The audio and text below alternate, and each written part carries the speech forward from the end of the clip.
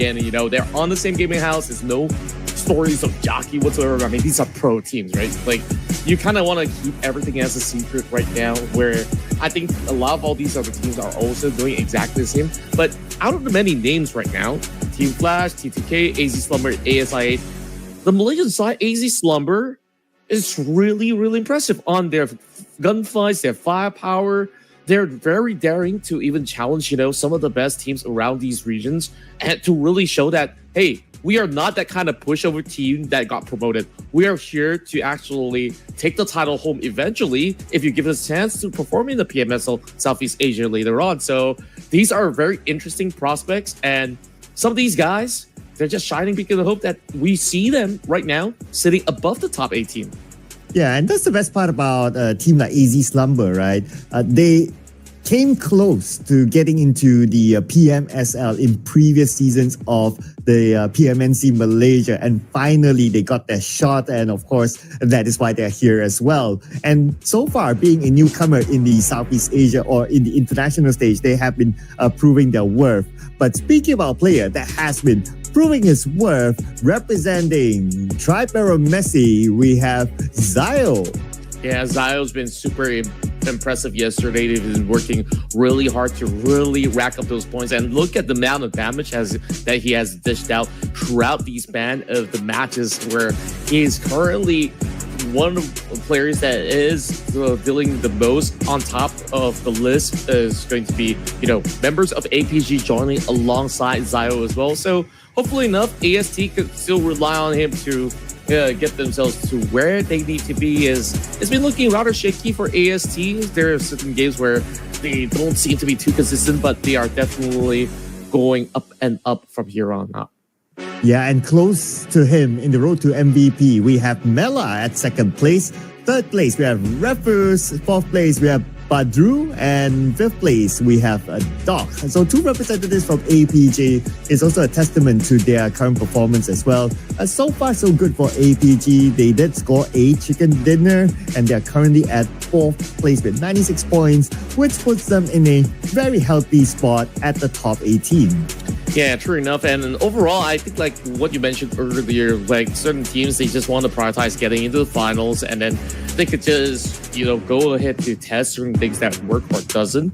Overall, Alter Ego are starting to show up as well, with Badru really popping off with those big elimination numbers. But you can see that the top three, they're already pushing the damage numbers above 4,000 overall, and Zio definitely is the one that takes the cake here with 4,777. So that being said, yesterday's run, we also see some pop-off performance coming out of Team Flash, where they, was it yesterday or the day before, they had a total of 20 over eliminations in the span of a round, just going battling from the middle game all the way to the finish. Well, that sounds to me like the record right now. The 20 over eliminations in a single round. If any team were to set the bar, it had to be that number. Now, just a little bit of a recap of our current standings here. BTR is currently at number 1 with 113 points, and Team Flash 102. So only two teams that have broken the 100-point mark. But expect to see more teams to break that one today as well. Vampire Esports is only 2 points away. APG is only 4 points away. And we have Talent with 11 points away, and so on and so forth. But of course, being on page 1, it is nice, it is sexy, but it's important to be in the top 18 at the end of the day. So page 2, this is where things start to get crucial. True enough, and you know, overall there's a lot back and forth, because you can see the point disparity between some of these teams are not that huge of a gap, where one good game could just send them all the way into the top 10. So CD Alliance throughout the rounds of Miramar, they've been able to, you know, stamp their footing overall in order to climb 3 spots upwards. But that also means that some of all the other teams are getting pushed down at the very same time, and that's where it becomes a little bit more concerning for teams like Alter Ego, when they finally got themselves, you know, that big win from yesterday's bout, when eventually, well, they just got plenty of all these elimination numbers to be able to climb all the way up. So moving into the final page Boing Donkey is right now sitting as the gatekeepers with 51 points. But yet again, the margins are pretty small, all the way down to 23. Even the homeboys have a fair shot. Yeah, even to Hora Esports, if you ask me, because we not only have today, we also have tomorrow, so anything can happen. So if you see your favorite team on page number 3, the page that pretty much nobody wants to be at, then fret not, because we still have games to go. Now, it's quite interesting to see as well, right? Like, you have 3 teams on page number 3 scored a chicken dinner, but they are in the danger zone. It's not every day you see this kind of thing, Contra. Yeah, that's the thing about this circuit. I mean, everyone is so stacked in this lobby, and it is just really hard to tell that if you will be able to survive till the very tail end.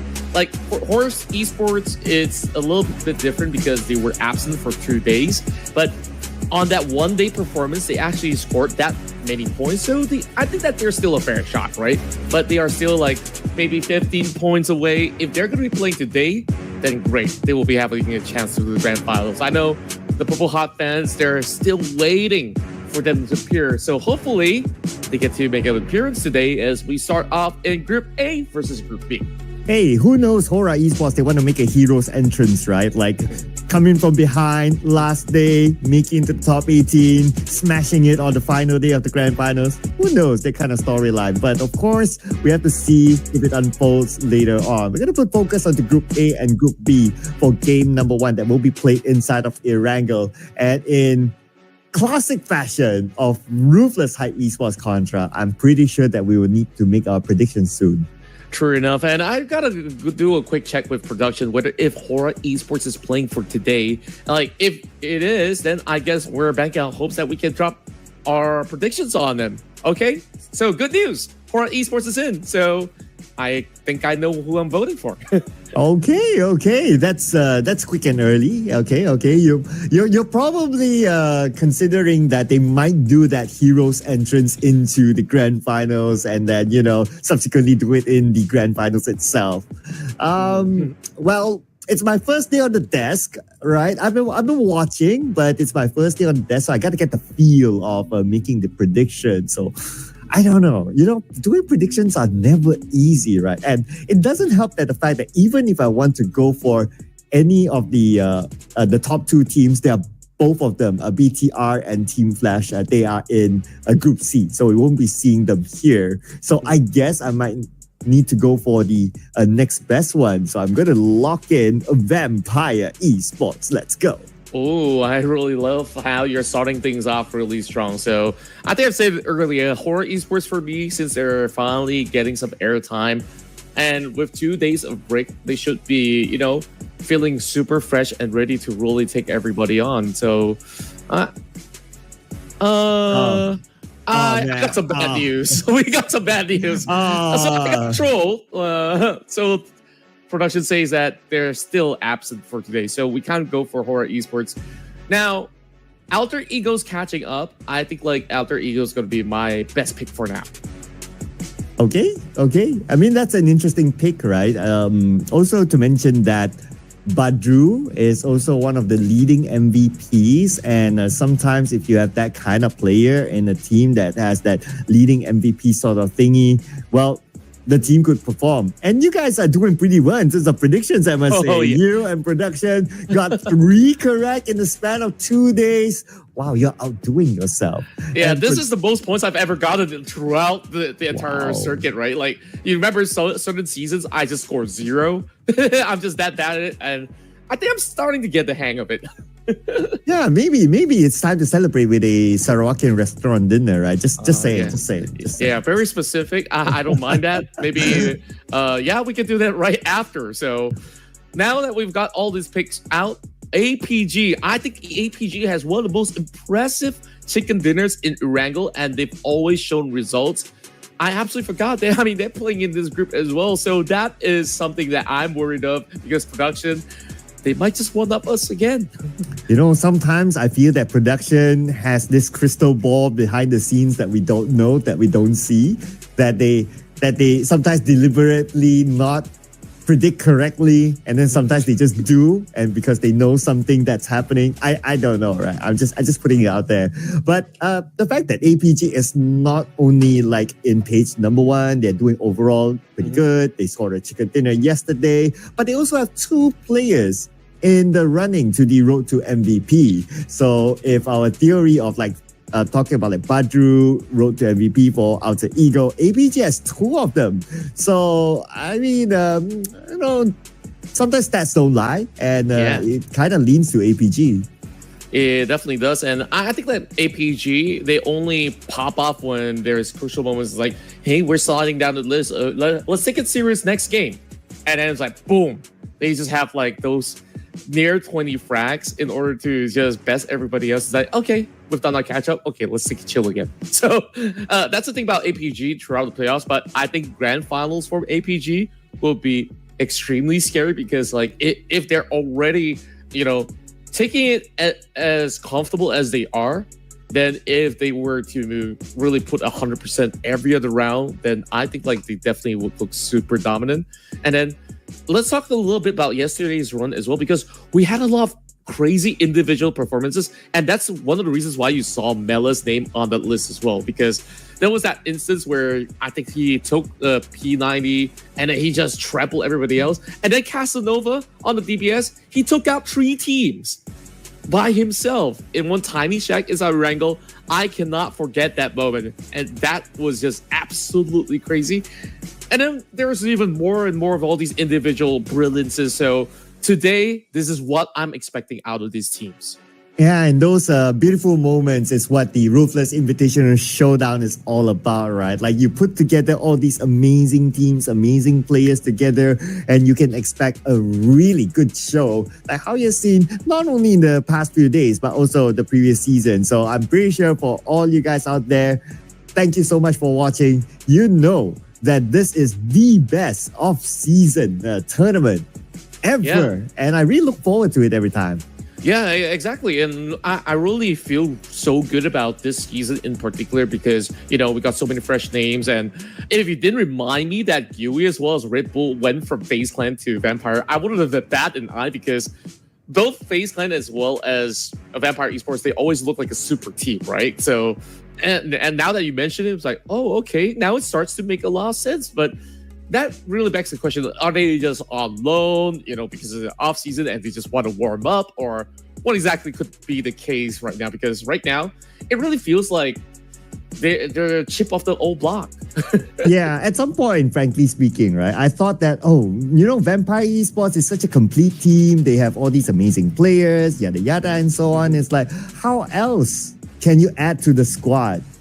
And I guess the off-season transfer was the answer, right? You add Red Bull, you add Dewey, that had amazing individual performances during last season's PMSL, and adding it into Vampire Esports, they are an absolute powerhouse right now. I don't know how else to express the level of powerhouse that Vampire Esports is currently at.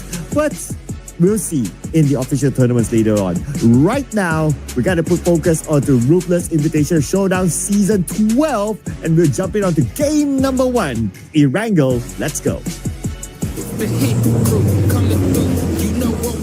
Always lovely to see it take off, and this time we're getting ourselves a treat. It's going to be skewing all the way down South Cloud, and we're already moving in between the riverways from the corners of Moss into the edge of built-up power. That means that this being so sound-centric, teams like T2K, ASI8, if they were ever in the lobby, they won't get to fight in 70 anymore. But we've seen a lot of battles taking place inside of Nova Road, namely either Team Secret that drops there. There's also another team, like, I can't remember whether it's 52 or AZ Slumber that also contests for that spot. Talon is always interested in that territory as well. So it is super interesting on how this one gets to play out. Yeah, especially now that we have this kind of flight path, right, from the southern side towards the southern side. So there is a potential clash that we can expect especially when teams or players they try to go for vehicles. Now I'm looking at a very early potential clash here around the area of Ferry Field. We have 4 thrives overlapping another team contrast. So I'm sure I'm going to zoom in onto that soon. Oh my, and we're always in for a brawl. And also, do take note, the past couple of matches, I mean, they're always super explosive in the early game. We're bound to get, multiple teams to be in the action. But take a look at this. A lot of these teams who will drop late from this flight path, they're reaping all the rewards already because this is a 50-50 that is a little rare. That skewers all the way down towards the far west. So Milta Power, it's going to be a focal point of how this one plays out. Hey, I won't complain if it skewers all the way down to Novo. But before we talk about that, we have to talk about this fight right now. 4 thrives, only has 1 player. And there you go. You blink and you miss it moment, ladies and gentlemen. 4 thrives falls to the hands of Sem9, but they took 1 player out. Wow. Those have maybe 4 tribes.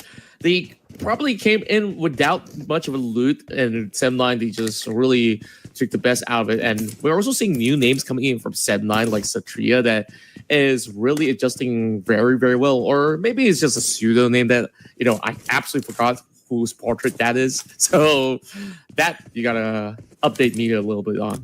Okay, according to the portrait, that's Firen. And Satria apparently is his real name. So, yeah, okay. fun fact for you, ladies and gentlemen. And if you see Dia, that's Yuhai. Yeah, that's for sure. Yeah, and Dia is his real name. So, well, we're going to see how real this fight is going to be because we're going to enjoy another fight right now between Tribe Arrow Messi and also Voin, no longer Donkey. No longer Donkey? So what exactly are they right now? Oh, okay. I'm not sure if they updated officially, but the news that I saw is that Voin and Donkey, they kind of have ended their partnership. So as far as I know, it's Voin Esports now. But Voin Esports. So previously, you're meaning to say that Donkey is either a sponsor or support clean. Yeah, it's a sponsor. Yeah. But I guess for this, okay, so they branded themselves as Voin Esports here. So that's the sign there. But speaking about a sign, Voin Donkey, they were looking for a sign and they got it by getting that 1 knockdown now. A follow-up by Gator landing a nade or sending a nade onto the other side, not able to connect it at all. Razex in same building as Delta and Gante from Tribe or Messi. But they didn't really take full advantage of the knockdown early on. Yeah, very sticky situation for the rest of AST. I mean, they're bunched up into a very tight corner. I mean, they're lucky enough that Voin Esports doesn't really have too many utils to really flush them out of the position, but they're already looking for a charge. Razak holding on to that P90. See whether if you can press forward, but it seems like Rick is kind of holding his position as well. Oh, he does connect the jump shot though. Ooh. Are they going to go all in now? Not yet though. Now Mochi tries to flush out the other 2 members of Tribe or Messi. Razak still trying his luck to get another knock, but not able to get it through this angle. However, Gator got Rick. Okay, this is go time right now for Voin Esports, but Gante got Razak. Wow, clean take. And Razak, the moment he turns over the window, he gets caught out.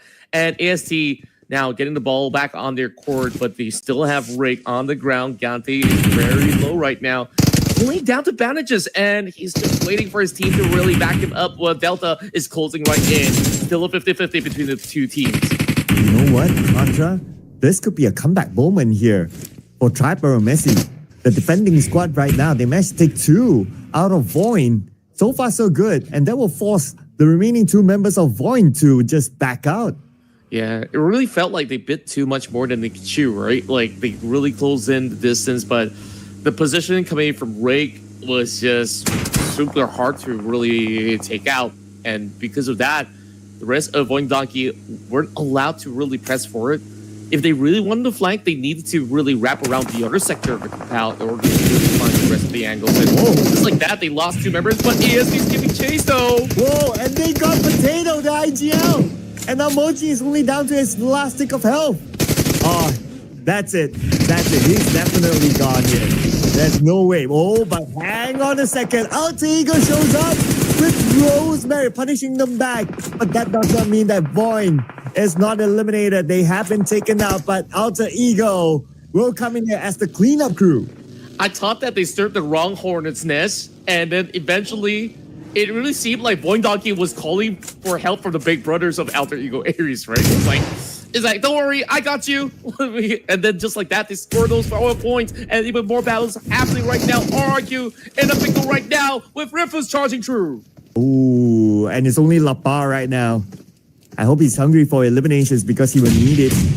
But this nade just inside of Lapar. Lots of damage onto him, and Ruthless will land the final blow. RRQ eliminated. We're still on stage 1, but 3 teams out. Yeah, yesterday was pretty similar as well. Everybody wants a piece of the pie up against the rest, and they're really testing out their firepower up against each other. APG now needing to go in for that save. And we have Luke, Mr. 966, who's trying to hold out their position. So it gets a little bit awkward for the time being because out in the open, it's rather risky, especially with K-Luke scouring out around. Once it does subside with those smokes, it's going to be an easy angle, but it seems like he's not going to be pressing forward. He could have actually maybe spammed a couple of bullets to find it, but he decides, you know what, we still got plenty of space to play, so he decides to reposition instead. Oh man. I'm glad that today when I'm casting Cellcom DG Alliance, most of them at least are using proper names. Oh yeah? Yesterday it was like, who are these people? I get confused just watching it, but anyway, glad to see proper names, so it will help us in our cast. But Alpha Gaming, yep, with proper names, 3 players, defending the ground against Homeboys with interesting names as well. Only Shamil is a recognizable name. All the others are probably new names that will join Homeboys in the upcoming PMSL. Fair enough, and then now we get a little bit more of that update of the zone. All the teams are already planted in except for Team Secret, who's wrapping all the way far north. So with that heavy congestion, it seems like 52 Esports holding over on to the focal point up the hillside. And same goes to the rest of Alter Ego, who is currently split on 2 sides. 2 on the lumberyard, another 2 inside Build the Power. I don't know if that's going to be the best call because there's a flock of crowd moving forward. And Alpha Gaming this time gets caught out once again by the Homeboys who have just arrived at the scene. Okay, now it's down to Refus. Last man standing with Astolf K. He should be able to... Oh, wait a second. Oh, come on. Come on. We wanted to see him try to defend it himself. Oh, that was a little nasty. I mean, it's just so chaotic right now. And now it's these 2 collision squads. Mates being sent forward. CD Alliance sending K-Luke over on the flank. While Boy is someone that we don't know who exactly it is. And here comes the final push. And can he actually find it go up against the side of Nikki? It actually does. But it definitely took a little while. Okay, he's still wrestling though now with Leons. Backing him up. They should be able to get this one. But Leons has to recover his teammate quickly. Right now, the recovery will happen. Shamil is on his way. Here comes Shamil. Shamil driving by. Can Shamil pull it up? Is it time? The answer is unfortunately not, and Leons was prepared for it. But at least he secured a couple of points, and that kind of shred the rest of these members of Cellcom DG to play with only 2 members. But now, how could the Cellcom DG Alliance recover from this? Because there's just so many other teams around that border to also deal with, and you're only having 2 members. That's kind of tough. And look who's back. Newsy's here with the rest of Vampire Esports. Ooh, Newsy. We have the new kids on the block as well. Red Bull and Jewel playing in this round. But Mela is not playing though. Looks like they want to pull the handbrake on his road to MVP. But probably he'll be back later on. Now looking at the other players, Toda 3 players active here and they're in the clear. But on the elimination feed, looks like another Malaysian squad fighting another. And that's 52 against Cellcom DG Alliance. Well, it doesn't seem like there's any form of breaks for the side of Cellcom DG Alliance. 52, they're just rushing right through Jimmy OP, hugging by the stairwells, and that smoke is only slightly covering, but he gets a little glimpse. But that's not going to be enough Sim still goes down. Well, we could move over outside of Team Secret. They made a very late entry, and what's interesting enough is that they're just playing it so patiently while they spot out one team over in the top corner of prison. And that's Team Secret on the area of prison as well, with Toda there.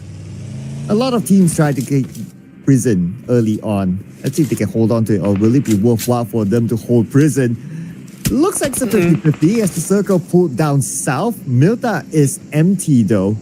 So let's see who will get to Milta first. It could be 52. Very possibly so. I mean, they were there from the get-go, and right now they expanded their territory to try to choke out the rest of Cellcom DJ Alliance initially. They managed to win out that trade, and now they can just quickly reclaim that territory once more. Meanwhile, the rest of Vampire Esports extend their wing and now lends themselves across that shelter ground. I think like this is a really safe call coming from the side of Vampire Esports, where you don't want to really overcommit because you don't know whether if it goes into the city of Milta or does it actually go into the Lumberfield instead. So that being said, the rest of Alter Ego, they're by Milta Power, and this is just a tough threat between both Todak as well as his members. Only positioned very far off from one another. 9 now, we're getting caught out. Hey, say hello to Team Secret as well. They want to join onto the party. Here comes Team Secret onto Alter Ego. The Starman, Rosemary, knocked down by Zerus. And now Zerus is chasing down Badru. Mr. Road to MVP. Zerus to the high ground, but will lose to the low ground of the SLK of Badru. But Doc got Badru instead. A bit of a trade-off between the two teams. And a lot of back and forth, but Doc L just makes it clean. 2 points back to back, but Zerus still needs a little bit of a helping hand. Look at the rest of Alter Ego. They're also trying to close right through. Todak also giving a little bit of chase, while Moana trying to gatekeep them from off the shores. And just like that, Rosemary's in the middle of the open without any form of backing. And now Frankie Ajuke want to close the gap with another Alter Ego player, but I believe he left the scene though. But nevertheless, Team Secret, they have secured the right side of this circle. But they still need to move forward because this kind of circle, there's a chance that it will shrink further in, and they will need to cross the road later. So might as well manage the road earlier. But for Alter Ego, we still have Moana here. Very ambitious, if you ask me. If they can get the knock here, it's definitely going to be something. Oh yeah, and now because of his efforts, that player is currently stuck behind a tree. So I guess it's just going to be a little bit of reprieve right now for that member of Team Secret for the moment. And take a look at the list right now. So many names are already off of it. So 9 teams remain. It's only stage 3, Sir Cloud. Oh man. It's only stage 3. Let's begin. It feels like we're already at like stage 5 or 6 with the amount of action that has been happening. And it's not stopping yet, Contra. Look at this. Rick just got a player of Boom Esports. And while that's happening, the circle will further shrink. And you should go to the mainland. Yep, there you go. Towards the southern side. Most of the teams already in it. Vampire Esports, Toda, Team Secret, not. And that includes Boom Esports as well. So these teams will need to find a way in. Sure enough, while 52 Esports has got some firm control, arguably, since the teams around them has been some weakened units like Sem9 who try to really wiggle for a little bit more room. Moana, who also was trying to gatekeep the rest of Team Secret. So Alter Ego can still really play their cards around those compounds. Frantisi, though, somewhere in smack dab in the center of it all. Despite Todak not really having too much of those numbers, it's still going to be the rest of Alter Ego trying to hustle them.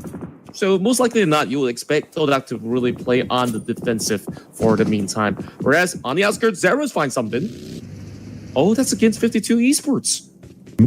Oh, but Team Secret, they're really spreading out, Contra. 2 players here on screen. Another 2 players like Doc, he's scouting out the left side. While the other player is still on the right side. That's Mr. Frankie Bond, 007, if you get the reference. Just saying. Oh, yeah. Frankie Bond. I mean, does he like it shaken or stirred? Oh. I think like we pretty know the answer to that. Meanwhile, Ripple finally gets a dap over onto Frankie, so guess he ain't no James Bond no more. Oh. Okay, I guess the spy just got ratted out. Anyway, Vampire Esports now, they want to claim space on the southern side. And now that they've taken out Frankie, they know they have the man advantage against Team Secret. And they will continue to push in. Mr. Lazarus, aka, I believe he's Schweppes. He always uses this name, if I'm not mistaken. Shoos them away. Team Secret falls back. Yep, I do believe that. Well, I mean, he's been one of the most consistent member out of the many in Vampire Esports. I mean, barring for the fact that they always swap around from time to time. But today being Lucy's first day, and they're already making some great remarks here in this matchup. Docky trying to fix his vehicle. I want to recall, do you remember what Docky's real name is? Out of the many teams members? I'll need to check my notes on that. So I'll come back to you later. Because right now, the action is still not stopping yet. Vampire Esports, they just lost Dewey. They lost Lucy. UK right now fires back onto Lazarus, aka Schweppes. And Schweppes will win that 1v1, finishing off Doc. And that's going to be another point in the bag, leaving Team Secret with only Juke. Such a clean execution coming in from Lazarus. And right now, just because of that takedown, Manzi is also up for that challenge. But Lazarus even quicker to this approach. He just pushes forward. And just like that, 4 points already back in. And 3 of it coming in from Lazarus himself. There's still a little bit more retaliation as there is that member of Alter Ego taken out by Juke. He's got that AUG, but decides that DBS is the best bet in the CQC. Ooh, and here's the nade. Being prepped up by Schweppes. Will he be able to land it onto Juke? Okay, nope. Juke's way behind that vehicle, so he's safe from that nade. But the next stage of the circle will definitely force them to move. And look at this circle. It's going to be a big challenge for Juke and Lazarus. Probably so. And it seems like they have not settled the scores just yet. They got a long way to go. I don't think that there's many options for vehicles. What actually they do for Lazarus. Can't exactly say if these guys won't detonate each other. And speaking of which, Juke goes down without a fight. And another pixel perfect toss coming in from Lazarus as he brings forward the rest of Vampire Esports into the top 6. Well, right now in the top 6, only one team is a full squad. And that's going to be the Vikings, VKE. Can't say the same for Alter Ego though. It's only Moana left. And he's just right beside the 3 players of Tora. So far, Tora, they don't seem to know that he's there. So he's okay for now. But there's a big chance that when the circle shifts in stage 6, he'll be forced to move up. And that's where he'll need to fend for himself against Tora. Yeah, I absolutely agree about that. No doubt. They've been turtling for a long while right now. I mean, you could argue the same about Vikings' case because they haven't been active at all, and understandably so. They were playing around the hillside, hoping that they can find those angles, but it doesn't seem like that's been the case since other teams, they do get themselves sheltered inside of those compounds. So it is rather tough for Vikings to really seek those kind of avenues. Meanwhile, of course, very high chance for them to actually make that chicken dinner run. Now that they do have the numbers. But then again, playing from the far north, is this going to be the safest call for now? A little bit of change coming in from the High Boy. Not really finding the mark just yet. But Vampire Esports still being very, very elusive. Lazarus is going to be driving forward. And now, I'm not too sure if the call is to really 1v1 U-High at this point. Yeah, right now, everyone's just playing the waiting game, right? I guess it's because they've seen a lot of eliminations. So right now there's a lot more space because you have lesser teams while we're still at stage 5. So might as well play with the space that you currently have. Now the only thing that will force them to move is going to be the circle. And we'll find out where the next circle will go in about 50 more seconds. But looks like Tora's making their move. And Kenny is going to stop by Moana's compound. He's definitely scouting there, but it looks like he's unsure yet. It really feels like now it's a little bit of a game of hide and seek, right? Everyone's weakened up already. So it's like, okay, don't expose me. Don't expose me. Moana staying put. Lazarus doing exactly the same. I guess the only reprieve right now for Moana is that he's holding on to very tight angles, right? And realistically, you can only enter from the front door out of the garage. So he's okay for now, so long as he does not overpeak. But as much as I say that, Todak just needed a nade to clear him off. Well, it was quick and easy. But it's interesting with the fact that Todak, they know that he's there. So that's good scouting and good game sense by Todak. Gotta give it up to them. Now in the top 5, we have the Vikings with a full squad, 7-9 with 3 players, Todak with 3 as well. Vampire Esports with Schweppes, the final player. And we have Tribal Messi, also 1 player left for the chicken dinner. And now with Circle, shifting towards the northern side, MVKE a full squad. They have the biggest advantage of locking in the chicken dinner this time. Yeah, and this really paid out dividendly, right? Overall, their patience of really playing it safe for long, and now they get that full control. And perhaps finally they can land themselves that chicken dinner because they've always come in second place, third place by playing this safe. And now Sandline's about to challenge that as well. But first and foremost, they're going up against their brothers back in Todak.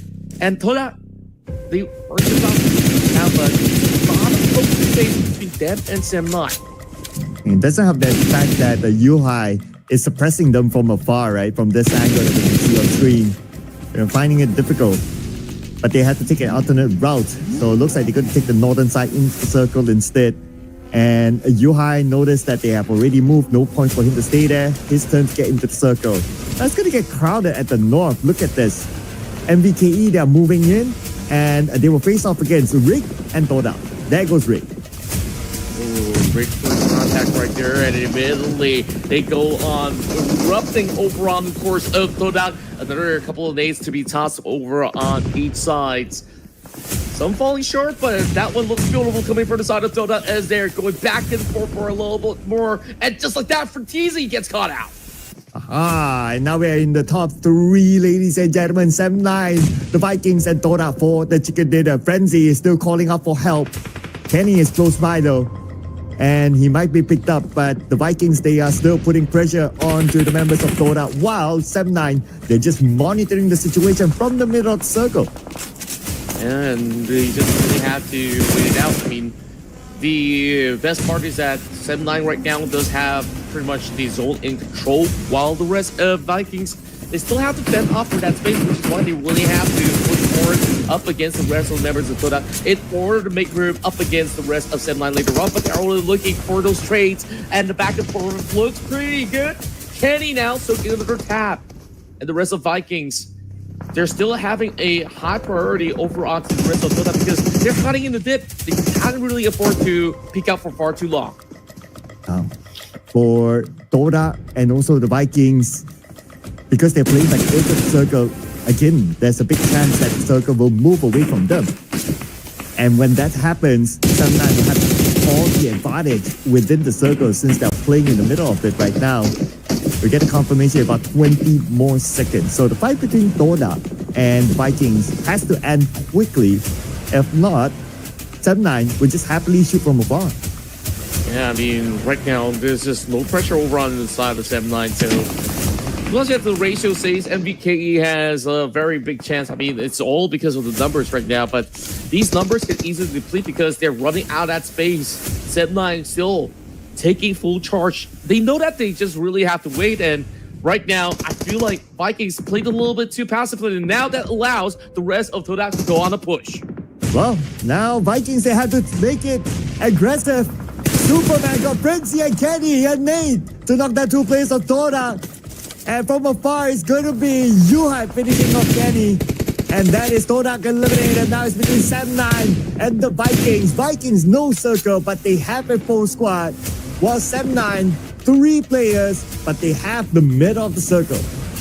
Yeah, those back and forths really didn't really do all too much showing coming from the side of Todak since they all got corralled into that same space. Superman tossed that beautiful grenade, and right now, you know, it's just all hands on deck. MVKE gets to focus onto repositioning. They do have a couple of buggies to work around if they really want to at least create a little bit more of an alternate angle to take on the rest of 7-9. But take a look at that open field. This is just so tough to play out. But I believe with some dip as well as some creases, MVKE can still find some room to actually stall for.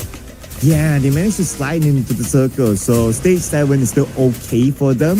Stage 8, I guess it really depends on where the circle goes as well. But the fact of the matter is that Sem9, they have the middle of the circle. So whatever happens, they should still get stage 8 circle. So I believe that the pressure should still be on to MVKE unless if it's a hard shift towards the north. Then we might need to wait out to stage 9 to see what happens. Yeah, that's kind of smart coming from Vikings, right? Like, they know that all they really have to do, hug by the corner, and if it really pulls towards their side, they got those numbers. So they kind of flip the coin over onto Sem9 once again. But chances are it could also land directly into the center. And that becomes a little awkward for both because they got to start to squeeze for that space. And then Sem9 will have to reposition themselves to the street, which also leaves them vulnerable. Sorry, I just had to do that. One more. Super.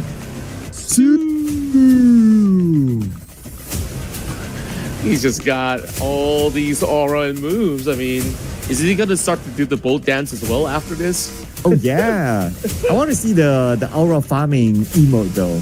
Just like this. That would be pretty cool. Oh, yeah. I think like that probably would be in the works. We hope to actually get to see it real soon. I mean, imagine how many players from Indonesia would get that. And also around the world, of course. Oh, yeah. Oh, yeah. Absolutely right. I wouldn't be surprised if we see that everywhere. But speaking about what we're going to see the Vikings now moving forward since the circle shifted away from them. Now they do have smokes, and while it's still active, it's okay. They can still move forward. But the best case scenario is for them to deal with Amazal first, because Amazal is at an angle that if he can lob a good nade across, he can get it knocked. But now it seems that Amazal is the one's in trouble, but he managed to heal back up to 80%. Lucky for him, that came in just in time. Yeah, he's just soaking all of that pressure, and right now, Satria, aka Firen, is hoping to actually lend some support, but he's also getting tagged up already. This nade looks pretty good. Gets a chunk over on the side of Wunti. Not too problematic just yet for the rest of MVKE. Still a little bit of 50-50, and knowing for the fact that the next stage itself is going to zoom directly to the streets, I want to see how Dia repositions because he's all the way far back. So we're about to actually go for the first ever stage 9 finish. Oh man, first ever stage 9, no circle at all. So it depends on who is closest to the middle. And as of now, it's going to be Sem9 still. So the Vikings, they have to find a way to breach this one through. Now what's going to be complicated for the Vikings is the terrain. Although, from a certain angle, it looks like they should be able to deal with Sem9, but it's going to be hard because of the terrain. But finally, they got Amazal after all that attempt, and that will allow them access to move slightly forward. No, that obliterates a member of Sem9, and they managed to find another one, despite the effort coming in from Yuhai to take one down. Oh, and it's now only Firen left, the final player for Sem9 against the Vikings. They should be able to recover Trang though. But they know exactly where Firen is at now. Nade being cooked up by Tens, sending it onto the second floor. And Firen is now pretty low, 10% of health left. He has to heal up. He should be able to heal up just in time. Back to 80%, but the rush is coming in right now. And Firen, yes, defend his goal. He gets one, but not able to get his second one. The numbers overwhelm him as the Vikings will claim game number 1. And finally, they get rewarded after so many trials and tribulation where they're always coming in second and third. This time, that patience really paid them off so much. Sure, in game 1, surely we get a little bit more of a different tempo of play compared to, all these explosive rounds that we've seen back in the past couple of days run. But hey, Vikings, they executed this very cleanly, despite, having certain odds not really in their favor in terms of position. They just know that so long as they play to their own cards, things will work out in turn. And right now, they get to celebrate. Yes, and none of us scored our first prediction right. That is okay. We still have more games to go, and I need to get off that 0-point prediction. But to be fair, it's my first day. Anyway, coming back to the Vikings. So Wunti, Superman, Trang, as well as Tinsy or Tins. We call them Tinsy or Tins. I usually go with tins. I mean, Okay. either one works. Yeah, tens. Nobody says tensy usually, so I guess tins sounds good. Right. I have a fun fact though. So there's the other player from Team Flash that if we were to read it, it's called Zeus, right? Mm-hmm. Okay, so there was this one day I got the chance to ask him, how do you pronounce your name? And then he says, Hugh. Hugh? Yeah, like the Z is a silent. Or did he just told you his real name in Vietnamese? Well, it was me and a couple of other people, and we verified it, and we like repeated it a few times. So, what, Hugh? Yeah. Oh, Hugh. so that means it's like, back in the Friendster era, people put X in front and then back in the name, and instead he puts a Z. So he's just Hugh? Yeah. I'm surprised. So for all you know, Tins might be just Tin, like with a Z silent. You might just be right. I mean, that is a very, very high possibility. And I guess I gotta wrap my head around that later on because we got, some big numbers coming in from all these squads. We've seen quite a whole lot out of the Sim9 to really take control of the matchup. But then again, they faltered at the very end to the hands of the Vikings despite scoring even more as well as dealing even more damage. But of course, at the end of the day, what matters the most is the amount of elimination. So Sim9, they have 3 more eliminations as compared to the Vikings. Now, I guess it's not too much of a surprise that the Vikings, they didn't really score that many eliminations because they played a little bit passive this round and they only showed up towards the end. But still, they scored the chicken dinner.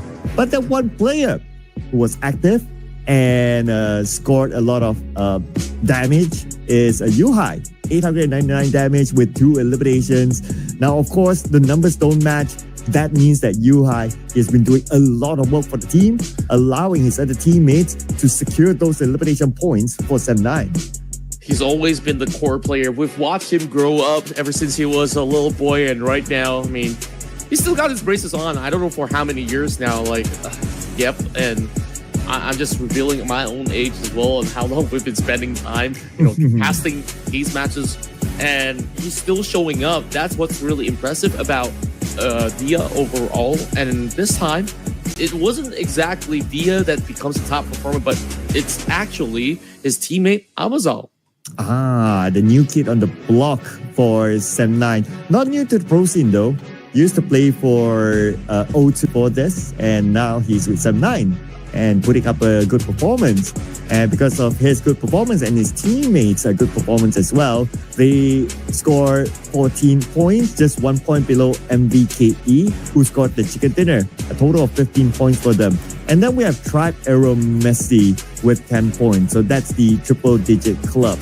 Now, unfortunately for Void and Boom Esports, no points collected at all. And we didn't really get to see Boom Esports in this round. So they probably got eliminated while there were a lot of other fights happening at the same time. Yeah, I won't be too surprised. Not because, Boom is anywhere lacking. I think a lot of times when Boom Esports play, most of the draft spots they go for has been contested. But to me, it was a surprise because usually in this map, they would often start inside Rozak. So perhaps what happened was they couldn't contest for those vehicles and they got shut off. So that being said, though, Amazal not only impresses with those amount of frags, he's also the one that scores the longest elimination distance as well. Now, what's curious to me is that there's only 54 total elimination points. So if you guys are wondering why Horror Esports is not participating for the entirety of the day, and maybe another team is also not part of it, I can't be too sure. I just gotta take a look further into this case. Or maybe they might make a showing later on. So we'll leave it as that for now. But even though BTR didn't play this round, no other team has surpassed them. That includes Vampire Esports. Yes, they move up to second place, but they are still a handful of points away from overtaking BTR. On page number 2, second place, Sim9, they move up 5 notches, right now placing them at number 12, putting them in a more comfortable position away from the drop so far with 70 points collected this round.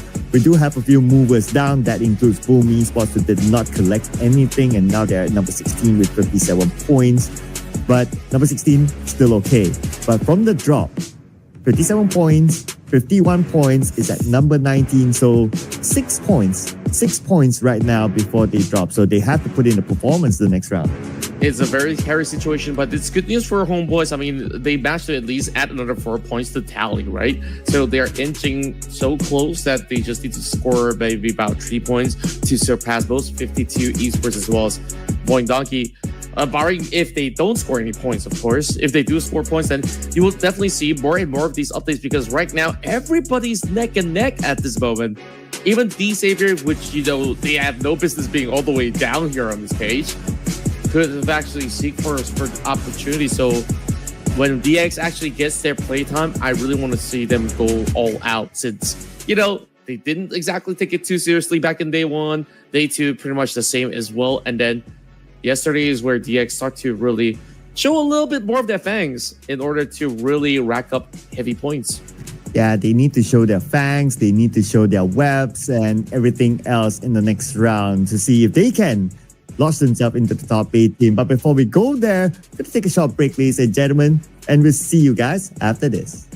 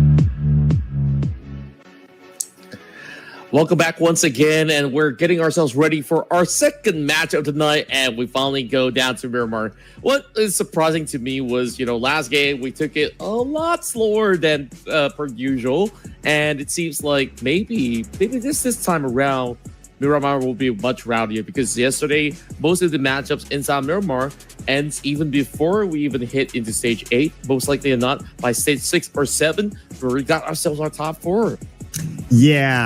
Yeah, and the first 2 rounds, there were like so many fights that happened all around the map, and that happened in Erangel, obviously. Now, Miramar being a bigger map, I don't know how it's going to be like. It's going to be like a party or not. We need to wait and see. But here's just a little bit of a recap for all of you that the Vikings finally scored their chicken dinner. Yeah, and that's just huge news. I mean, overall, they've always been so consistently looking for these kind of points, but it doesn't seem like it's their usual playstyle, because back in the past, if you remember how MVK played, they're the super aggressive team that likes to go pushing other teams. So I believe that they're really trying out this approach to see whether this actually fits them, because end of the day, scoring a chicken dinner consistently is going to be the key during the Smash Rule format. Oh yeah, absolutely right. Now, of course, the first mission for all these teams is to be in the top 18 to make themselves into the grand finals. And some of these teams are making their debut today, especially from Group C that will be up against Group A in the coming match. So in Group C, we have a number of powerhouses, I must say here, including the top 1 team, BTR, and the former second place team before this, that is Team Flash, that will be making their way as well into this game. And in all traditional way of the Ruthless Invitation Showdown, we're going to make a prediction. And I've been waiting for this moment to say hello to the boys of Bigatron. Let's bring it on. I knew you're gonna whip off something out of the bag, right? So, okay, BTR. I mean, they've been impressive. They won maybe a little slower, and then they just keep pushing and pushing. BTR definitely seemed like a really huge prospect moving into the upcoming season, but to also compete with them is a pick that I'm gonna go for, and that's Talon Esports. Talon, they've been growing strength to strength, and overall, I heard some news that there's some changes in the roster, but then again, right now, LaFlame is stepping in to play, so it's BTR Ken versus LaFire right now to see which one is like the better coach, so to speak. So right now, with the rest of production also saying, you know what? There's another team you guys forgot about, because Team Flash showed us a masterclass of 20 overkills the last time they played out in that Wrangle bout. So that's why the vote is coming in for production.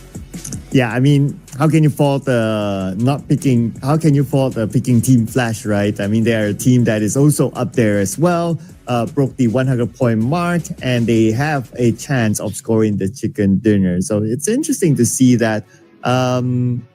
Our picks here, let's see here. Has your pick scored a chicken dinner before? I have to relook that one. Yes, they scored 2. Yeah. So all our picks have scored their chicken dinners so far. So that makes me wonder, right? Are they still motivated to go for it? Probably so. I mean, overall, I think like BTR, they kind of want to exert whatever dominance that they could, so that the rest of these team would really have to second guess whether, should I be pushing towards that direction, because usually BTR guards you, or there's always this other squad that's always playing around this side. So it's a lot of mind games before the grand finals, and I guess that there is still some cards left on the sleeve that they could still play it out on the finals. Or maybe they want to keep some cards for the finals. We don't know, right? We don't know. But we'll get a taste of what they will do today in Miramar as we head on to it. Match number 2. Back at it for more. And this place looks a little bit like a place that you recently went to. And you talked about hot winds early on, and do you think it's going to blow pretty hard towards this 16 teams on the board now that we're changing, Group B versus Group C? You got a lot of this Group C talents that are actually sitting near the top of the table. Oh yeah, I definitely know how it feels to be in a place like Miramar, and I can tell you that it's interesting, so to speak. Interesting. Interesting. That's the best way for me to describe it now. But I wonder would the starting here be as interesting as our Erangel matchup? I'm keeping my eye on some of the early drops here and the potential fights. Looks like the teams are still well spread out, but maybe popular spots in the middle like Chimacera, like maybe Picado, might be challenged. Yeah, and overall, most of these staple areas like Chimacera, we've seen some small battles, but majority of it happens around Minas Generales as well as Las Leones overall. Because if there's going to be Team Secret in there, we'll expect that will be a problem for T2K. And so far, they have yet to settle scores, but the good news is Team Secret's not inbound, therefore they will have to be able to play this one out. But T2K, speaking of which, is actually getting caught up on Team Secret. So my bad, Team Secret is still on the block, and they're still getting themselves pretty much soaked with tons of damage being brought to play. T2K finally looking to win the trade. Ooh, and Frankie Bond became the hero of Team Secret. Wiped out the remaining members of T2K, and all his other teammates will be revived. And they even gave him an apple. Wow, it was so close though. Look at all the red bars. The rest of Team Secret were lucky that they're still alive after that fight. T2K, I believe they planned things out for the entirety of the night just to try to win up against Team Secret. But the score right now remains 3-0. Team Secret is just outrageously winning.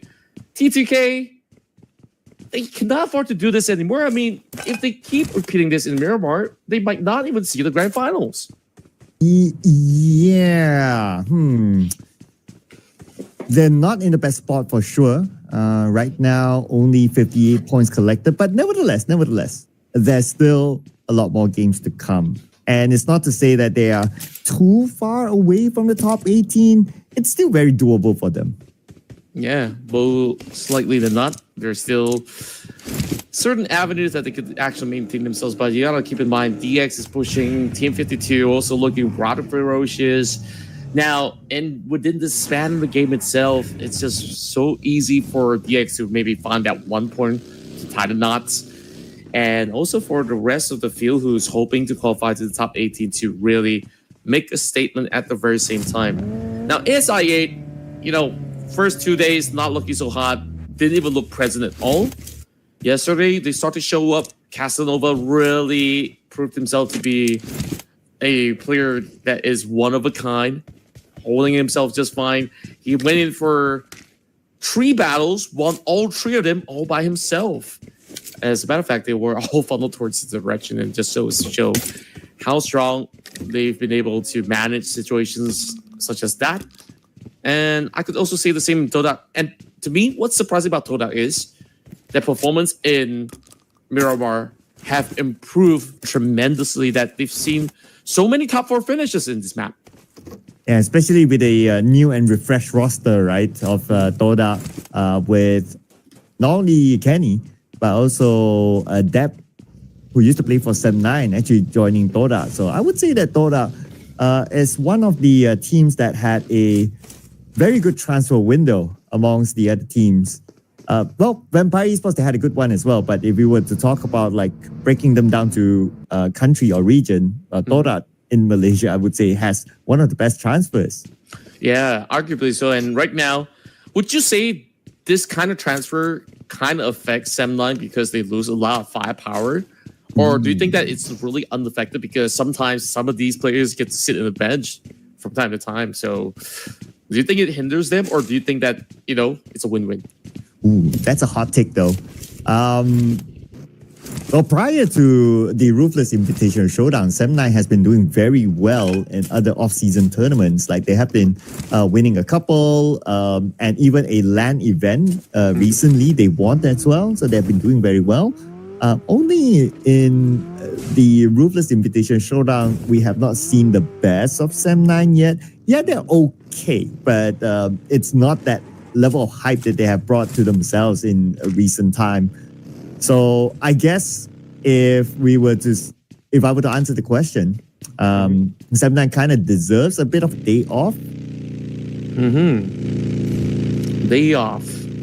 Yeah, everybody needs to take a break from time to time as well. I mean, sometimes, you know, there's just too much of the critics overall that he say, she say, and end of the day, I mean, it's the players that really gets to really put up a performance, or otherwise, I mean, they don't get to move towards bigger stages. As for Sem9 as well as Todak, I mean, they've been two great organizations in the scene for quite a while now. I'm hoping to see more of them in the upcoming PMSL. Same could be said about Talent Esports. Now, I did talk about some changes, right? So they brought in the Fire to play a little bit more.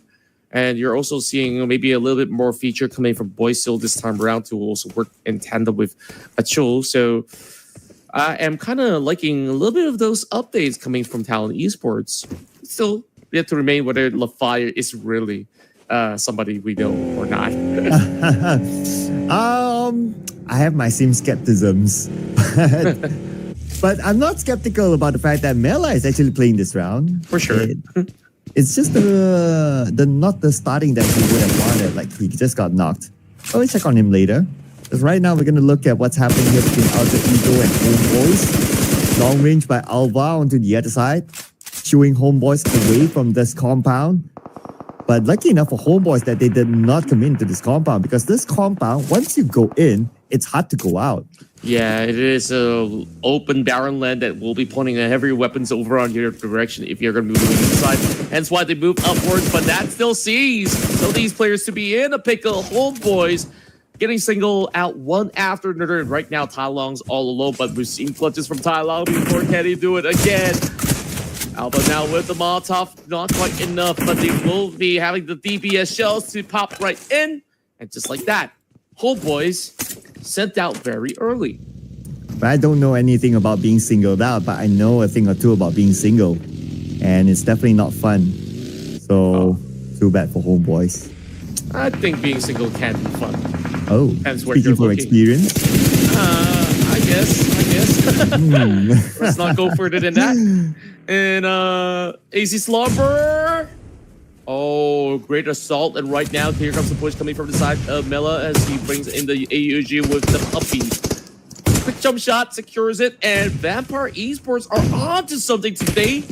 And it's BTR taking the brunt of the damage. Federer now left all alone inside. And this push is just too much pressure. Red Bull, the one to strike them down. And VPE says, hello there. We're going to steal that #1 spot. Man, especially with a refreshed lineup of Vampire Esports. I'll take a moment to talk about your thoughts about Vampire Esports and their lineup. But I guess we'll hang that thought for a second, because right now we're going to see a fight here involving RRQ and Azmi from Easy Slumber. And Azmi coming in with SLK, getting a knockdown onto Nugget.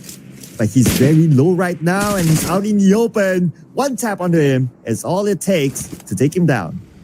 Oh, very clean stuff coming out there. And RRQ Ryu right now in a little bit of a tough spectrum as he's trying to push forward, challenging Miz. And oh, Lapar gets caught out first and foremost. With securance coming in from the side of AZ Slumber. And with a little bit more two-pronged attack, Peko now pushes upwards. Going for the charge. He gets the clean angles. Oh, he's soaking some shots as well. Miz going back and forth as he tries to cock up a nade, and it does seem like that is going to chip out a little bit more of the health bar. AZ Slumber, they got to wrap this one quick, but that nade falls perfectly in time, and here comes GF's thigh.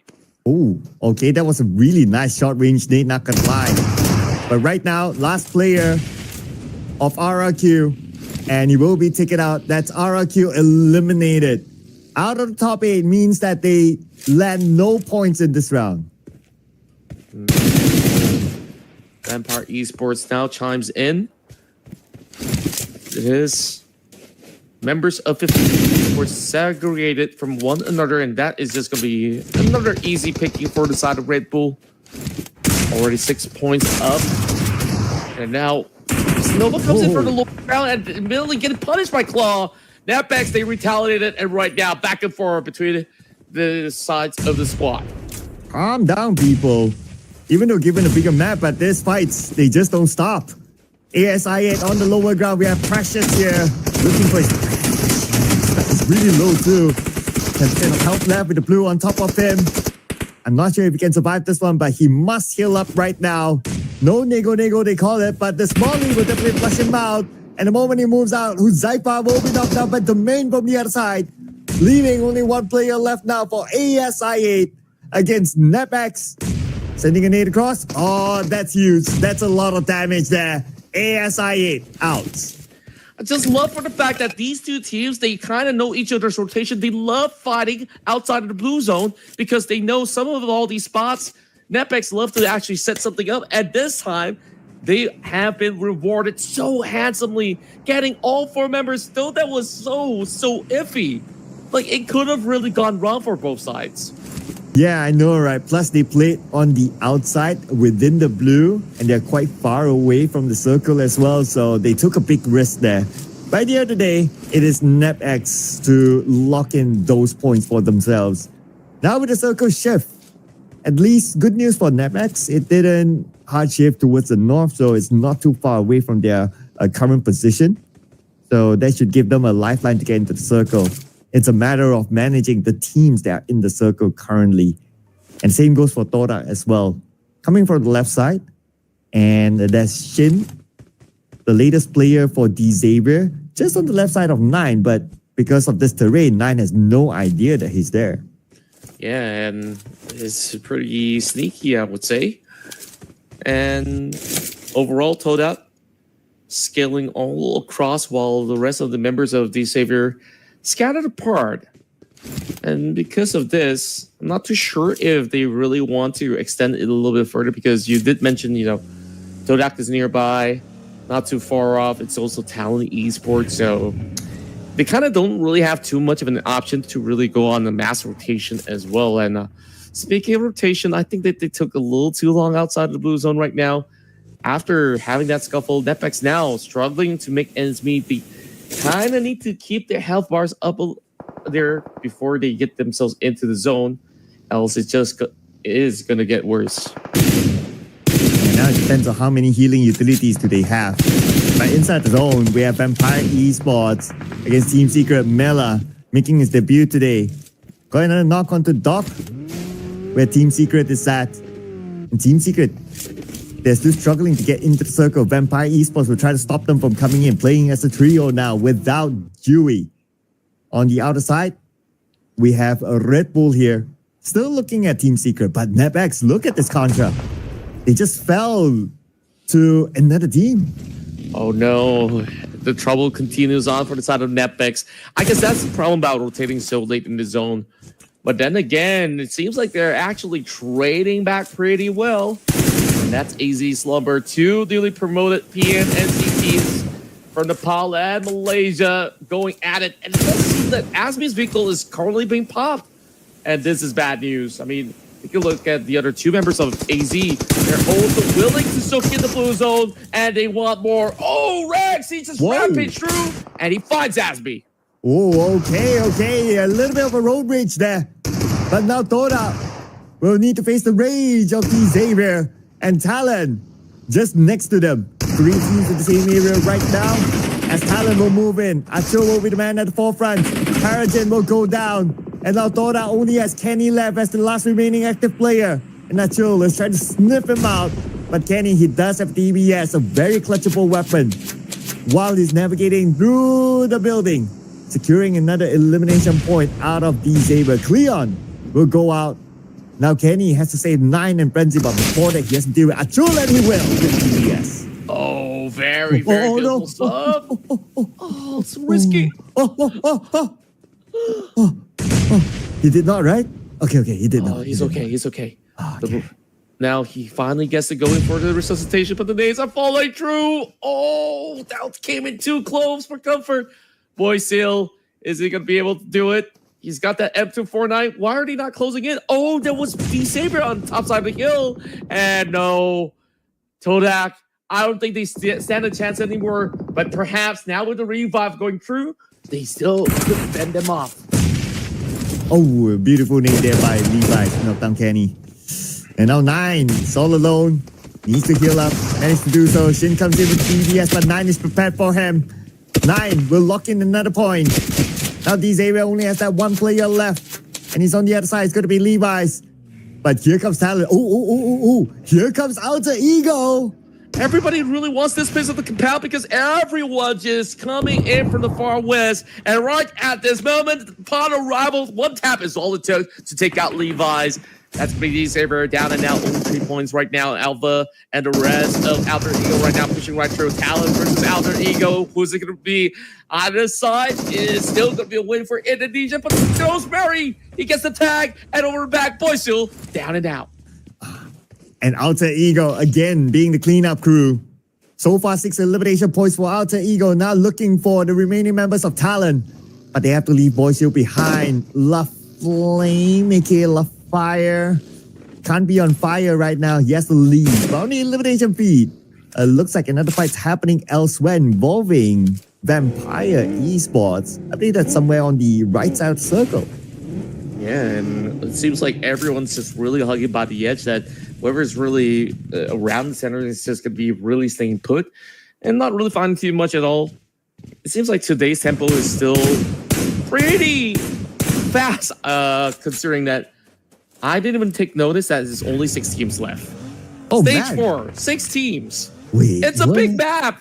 Like, I can't see like teams next to each other other than, them hunting each other out. But hey, I'm not complaining. They could just do this all day if they want. Hey, not at all, Contra. Not at all. I mean, I'm enjoying the action here.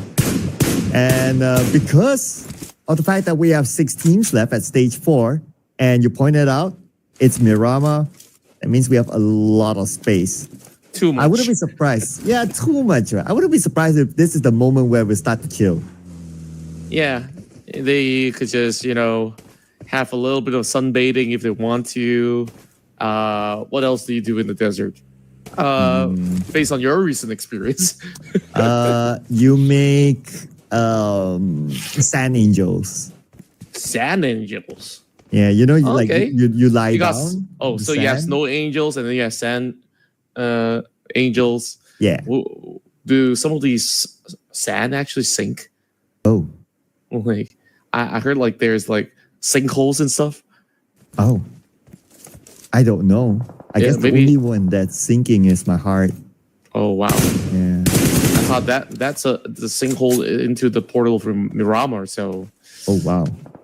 yeah, just a food for thought. Anyways, don't mind the babble. We're waiting for the action.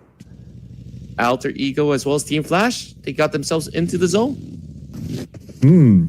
But what's interesting about this zone is that it moves towards an elevated area. So whoever who's at the high ground will have an advantage. And I like to say Team Flash, but they have only one player there. More players of Alter Ego. And speaking about them, they stopped the final player of Talon, La Fire, from coming in. And that leaves us with 5 teams at stage 5. A respectable top 6 finish, but unfortunately, they only walk away with that 1 point though. And this is so rare to see like players daring to just loot by the streets, just because like you got too much space. The director, maybe you could take us through the entire map, do like a 360 spin and like show us like what else is actually going on. And there we go, finally in action. Badru now locking Miz inside of the shack. It doesn't seem like he could really do much to get out of the crosshairs. Yeah, just look at the angles onto him, right? I don't know how he's going to get out of this situation. Like the Smalley could flush him out, but lucky for Miz, he's behind this building, so he's still okay, shielded from the fire. But that does not mean that he's out of the sights of Alter Ego. One more stage and he'll be forced to move out anyway. Yep. And the rest of Alter Ego boxing him in. It's already 8 points in for Alter Ego Aries. It just takes maybe just slight little effort to make it into 9. Meanwhile, I believe that to be Vampire Esports actually going up against a challenge with the rest of Team Flash by the other side of the warehouse, speaking of which win right now, holding them off. That split going on as these members of the NEPX finally make their way into a top 5 finish. been a while now since the last we actually seen them, but they've always been ultra aggressive. So perhaps that aggression can overwhelm the rest of these squads. But Alter Ego areas so far is the ones who are the big fish in the desert. Yeah, I mean, they do have a full team and they seem to have the momentum. So they're looking good right now. But now they're coming in to finish out the final play of Easy Slumber. Jump shot, attempt, and Alpha will finish him off, leaving us with 4 teams left. And here comes another fight here involving Team Flash and Napbacks. Team Flash gun down the player. And there's going to be Domain now on his knees. Left with Claw and Rex as Tubbs will be in the same building as them. Whoa, what a day! Wow. I don't know when exactly did he cook that one up because nobody saw that one coming. And right now it's only down to Rex. Stops. Climbing it through. All they really need to do is to flush in all together and overwhelm that one unit of Rex. As the rest have been depleted already. Only UMP in hand. And the entire Team Flash is looking to close out this account. Yeah, I wasn't too sure about that because the UMP is not the most clutchable weapon. If he had a DBS or the L-Self-K, I might give him a bit more of a shot, but yeah, a UMP against like 3 or 4, 3 to be exact from Team Flash, definitely won't be enough for him, and he fell. Now it's stage 6, we have 3 teams. This is the fastest round so far. I absolutely do agree with you. I mean, it is only going to work out well. Let's say if you're hiding up above a staircase and then you kind of want more bullets to deal with how many players rushing towards you. But in those kind of tight spaces, it's easier to rely on, shotgun shells just to really clear one player after another when you can still kind of defend yourself through the walls. Now, looking at the rest of the pack, Alter Ego having a field day out. 50% win rate. I think it's going to be skyrocketing. Whoa. Now there's going to be a full challenge to them. It's Team Flash. Whoa. Looks like we're surely not going to need to wait until stage number 9 right now. And Team Flash only has Pulse left in the building. 10% of health left, healing up. Alter Ego knows exactly where he is. 4 players in onto the same shack where Pulse is at. They're looking to finish things off. Moana. Oh, okay, I thought he wants to do something ambitious like throwing a pan over, but at the end of the day, Alter Ego just wants to end it quick and chicken dinner to Alter Ego. It's just phenomenal work for Alter Ego, and once again, triumphs inside of Miramar to solidify their standings. And I believe for now, we can already pretty much book themselves a slot into the grand finals already as they've finally got that rhythm. I was kind of concerned on back at day 1 because they didn't really receive much of those points. Day 2, looking a little sloppy. Day 3, starting to get good. And today, I think that it is perfect form. Yeah, and they ended the round at stage 6. Or was it stage 5? Stage 6. Yeah, stage 6. That is insane. By not only Alter Ego, but everyone else. But if we want to give focus on the Alter Ego, 14 eliminations. And they did not lose a single player in this round. So it's a perfect round for Alter Ego. And look at the damage by Rosemary. 1,005. Wow. That is just crystal clear that this guy is just showing up when it matters. And overall, you also see everybody to be able to really back him up throughout all these kind of pursuits. And most often than not, a lot of all these other teams are also taking their own stance over on the outskirts, and that allows Alter Ego to also buy certain punishments at the very same time. So great work coming in for them, looking like their former glorious selves. Yeah, this is definitely Alter Ego just having everyone else for breakfast. And the way that they played is like super aggressive, like they've been moving around, like whoever they see, they shoot, that sort of thing. Like they don't think too much about, let's get into a good position. No. They just cleared everyone in their pathway, just like how a bulldozer would. And look at their travel distance, right? 11,968, way above anyone else in the top 4 teams to watch. That means they have been going around searching for eliminations. Yeah, I mean, these guys are real hunters through the desert, and On top of that, Vampire Esports at least was a little bit more methodical as compared to the rest of them. So they would slowly dissect certain areas and then eventually going for some full collapse. Now, once again, shows himself to be popping off with those damage numbers, but still, Red Bull was the one that has secured more illusions as well as damage at the same time. Yes, the new signing. Red Bull, 7 elimination. Frankly speaking, I don't doubt that he will be able to perform with Vampire Esports. But speaking about performance, well, how can we ever doubt this guy? Rose Carey, 1,005 damage with 7 eliminations. The recent PMSL Southeast Asia FMVP is here to stay. And in this round in particular, as the MVP. Yeah, it's been so consistent. You think about it, how many times has he been scoring, the FMVP titles? Even back in the past when, they got themselves the first championship back in PMSL, he was the main carry, and that was like, a year or two past, and he's still back at it again. Yeah, I know, right? This guy isn't stopping, isn't slowing down at all. But we also got to give props to Red Bull, also scoring 7 eliminations. Mela making his debut today with 4 eliminations. And Azmi from AZ Slumber, 4 eliminations in the top 4. And can you imagine Contra? Like, you're the new kid in the international scene, Azmi. But yet, in this round, you're able to rank yourself among all these other amazing players. That's insane. It really is. And this is just a lot of all these new bloods really trying to show the world that they are the next superstars. And, still a little bit more work to match up to Rosemary. But hey, we can't blame them. There's still more rounds to go. So we'll have to, of course, keep track of those. Vampire Esports, they managed to take 16, but of course our winners coming in huge with 24 points, followed by Team Flash, who managed to secure 10 points for themselves. And Netbex making it to the top 3 is already a big statement here. Well, it is a lot of all these interesting stats on block, and because of certain absent teams, we're not really getting a total of 64, but tops, the long distance shot of 371, fair enough to say that this is the longest in the day. Yeah, 371 and tops, though it's not the most important stat.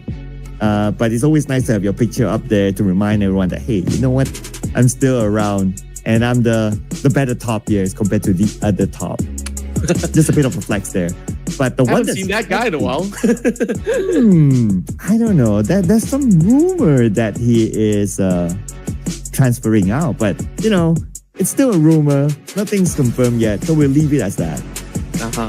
And, because of all these altercations, we get to see VPE versus BTR. They managed to take BTR out and also take their throne at the very same time. 122 points at the top.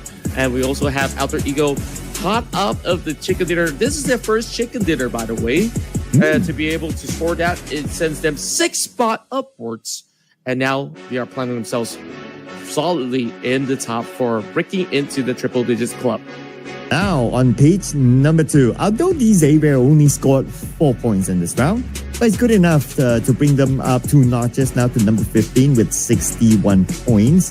T2K, unfortunately, went out very, very early, so no points for them. They go down 1 notch. Number 16 now with 58 points. But 16 is still alright because as long as you're in the top 18, that's fine. But if we were to zoom in onto the numbers, the points are still very, very close. This round, we got to give it to Netbex as the most improved team on page number 3, now at the safe spot of number 18. But if you take a look at this is currently a tie between them as well as Brew Esports. Ooh. And then you got AZ 1 point right down below. It's big improvement, sure, but it's a lot of back and forth that will really decide who gets in or who gets out of the tournament. So, this is starting to get a little bit spicy on what's really going on the final page. Yeah, so we will find out how spicy it will be in the next round. But before that, as usual, we're going to take a breather. So don't go anywhere. See you guys after this break.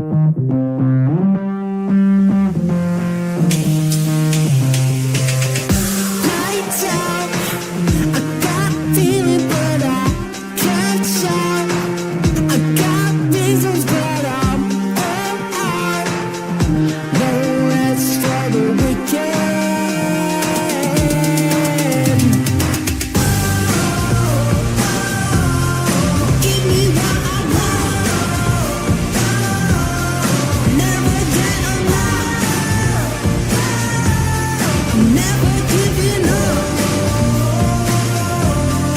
Give me what I want. Turn on, get ready for it. Stay strong. I'm here for it. Don't stop. No rest for the wicked. Turn it up again. I lose control. Give me everything. It's what I want. Best I've ever been. I see the glow. Feel it deep within my soul.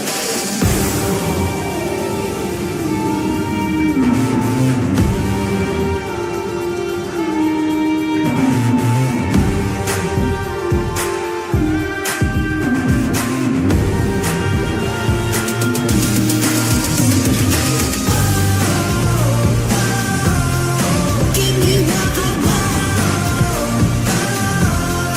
Never get enough. I'm never giving up. Give me what I want. Give me what I want. Give me what I want. Give me what I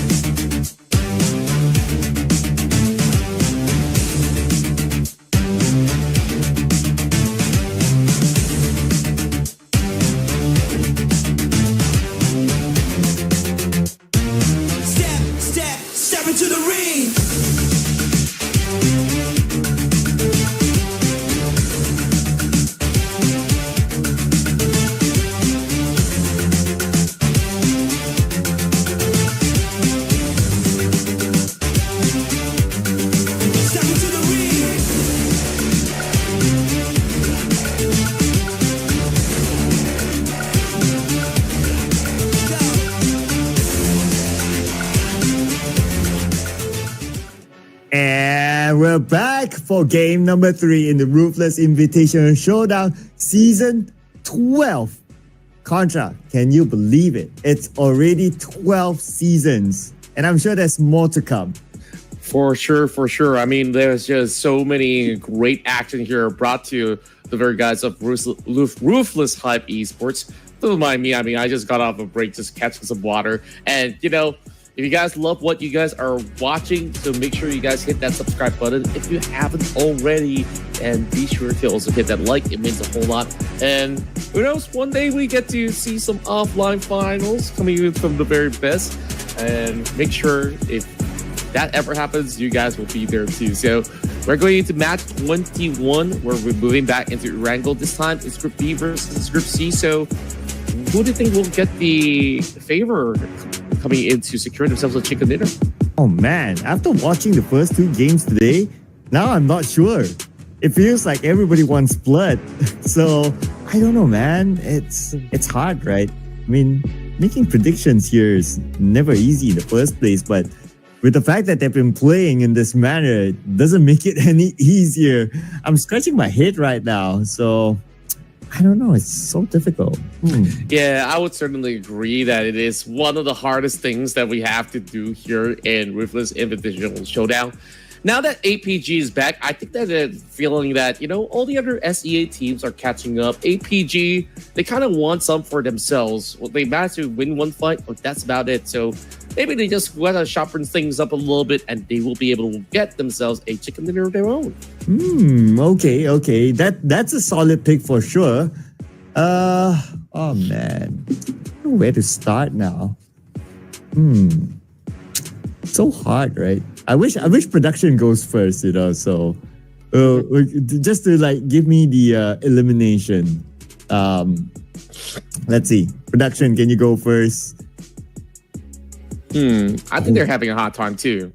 Oh, T2K. hey. Okay. They managed to actually pull some clutches yesterday, and they've were looking to back themselves a chicken dinner by the tail end of it. And, you know, it came down to the wire in the top 2. So good call coming in from Prod. Okay. Oh man, so difficult. I don't know, man. Just pick one. Okay. So my first pick today was Vampire. Second pick was BTR. I'll take another region. Let's go for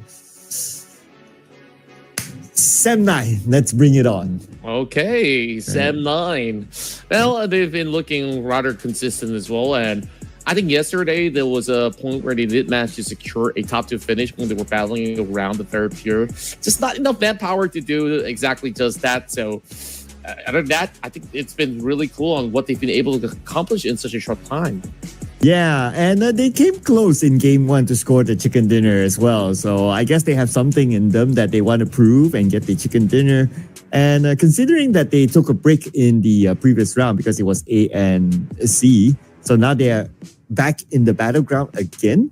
So maybe they might be hungry for that chicken dinner that they almost got. Yeah, I'm very certain that they really want to accomplish a whole lot more, and therefore it is definitely a daunting task when you saw, like, even the last couple of games, you start to see all these PNMC teams really putting up those big volumes, and, you know, it's making all these other veterans feeling like, hey, there's a lot to catch up on. So that being said, though, it is a really tough contest, and especially for those who are fighting against elimination, maybe, just maybe, there's some name that miss out. The Savior, if they're going to be in this game, I feel like they need to really push even further because they're kind of in the brink of it once again. Yep. So maybe that will also motivate them to really do well this round, right? So, I mean, there's so many reasons to it. But what we have been seeing throughout today is that, yes, a team does well, and then they just lose because there were like so many fights happening at one place. The third party comes in, the fourth party comes in, and all that. So even though if they can perform, but, you know, after a particular fight, and if they are not able to reset in time, another team comes in, it's always difficult, even for the best teams in the world. I absolutely agree, man. Like, it is just grueling on how many rounds these guys have to play day in, day out. And it gets even more frustrating, especially, like, say, if you've been trying everything and nothing seems to work as according to what you thought would, then it is just hard for them to really fully navigate, like, what exactly is going to be the right formula for them to really get themselves to where they should be. So, yeah, a lot of work to be done. But hey, speaking of which, we'll have to find out for ourselves if they will be able to really pull up ahead. And we're going to be on our way here in Miramar. Yeah. 20 seconds before we get back on to the dusty dunes of Miramar. So I would expect to see a similar pace as compared to like the first 2 rounds that we have seen, right, for this Miramar. So something for us to check out as we jump into it and for the teams to show us what they're made of. Let's go.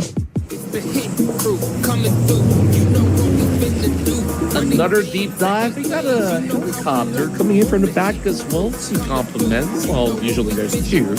So this time around, we're getting a little bit teaser yet again, as this flight path will take us through the river, coming in from the edges of Milta Power, heading into Primas. It's kind of like the other day where they're just giving us a little bit of tease. So skewer towards the south side.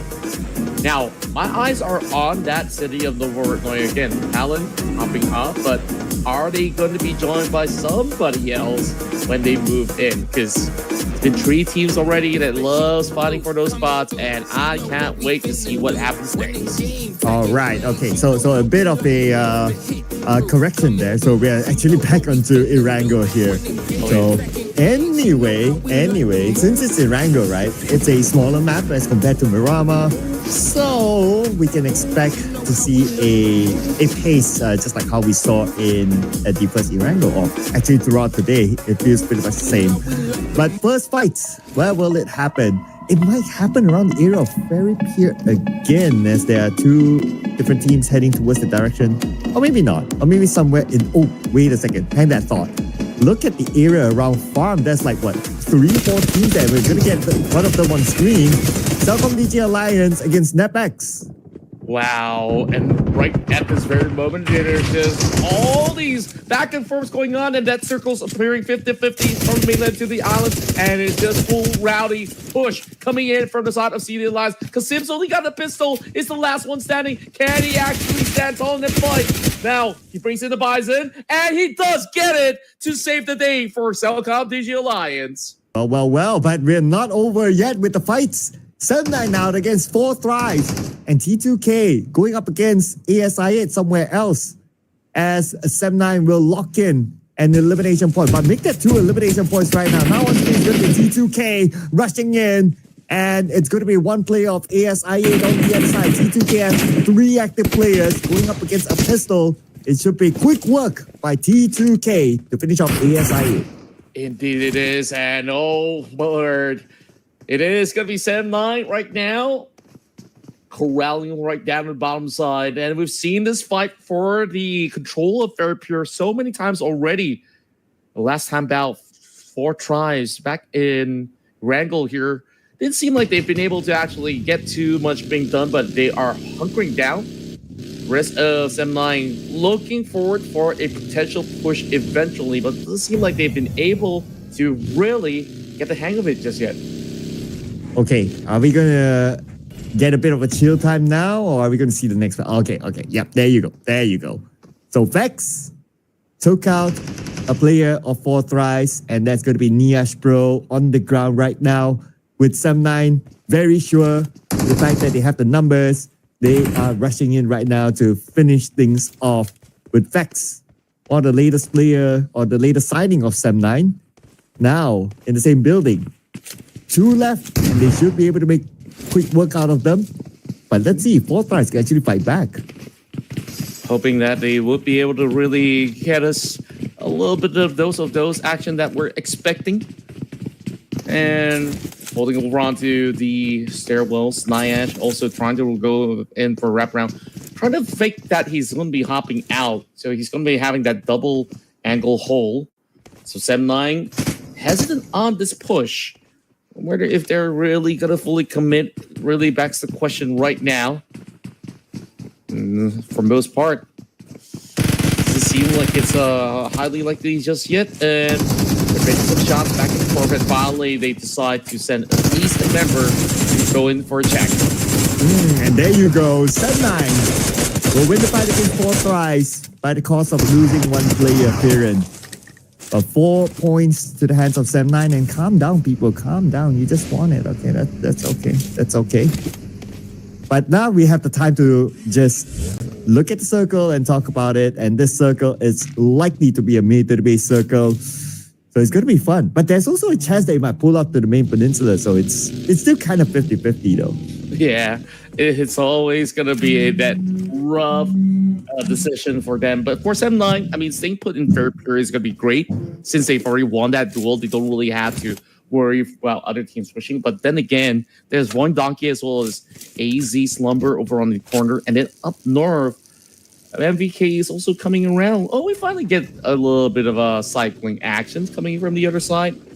And it seems to me that some of these guys, they're just hoping that they could actually get a little bit of a exchange falling right through.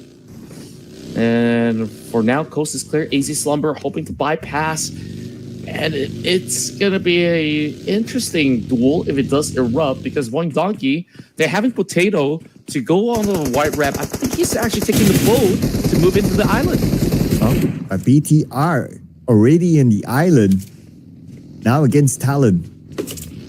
But Talon, who dropped in Novo, looks like they're going to challenge BTR. But good move here by Mr. Bumblebee, whoever he is, taking the highest spot. But looks like Razy needs to check his driving license. Well, there's a little bit of a bump over onto this course, and it doesn't seem like it really phases them all too much in essence. So, pretty decent work so far. Okay. I guess I beg to differ, but hey, they managed to get the wheels back up. So, good work, BTR. That was a magical car. I wish we actually have that in real life. I mean, like, you just have car bumps on each other, no scratches whatsoever, and then voila, you're just gonna be okay. Your car, you could just get them out of ditches. Okay. But somebody's not okay. It's the Vikings. And one player of DX just took him out, but Shin now on the ground as well. Trang will be in the same situation. And looks like DX playing the defensive role. And so far so good. Shin is in the building anyway, so DX should be able to pick him up. True enough, and as much as MVK wants to do a whole lot more, there's not much of an avenue of play. D-Saver, they love playing outside of this Pachinki grounds, and they kind of want to, of course, hunt out for a whole lot of them. MVK should have actually known better that, you know, around these territories, it's always going to be DX, and it's just a friendly pan over on the bottom to their fellow brothers back at home in Vietnam. I have my suspicion that DX is Lamborghini.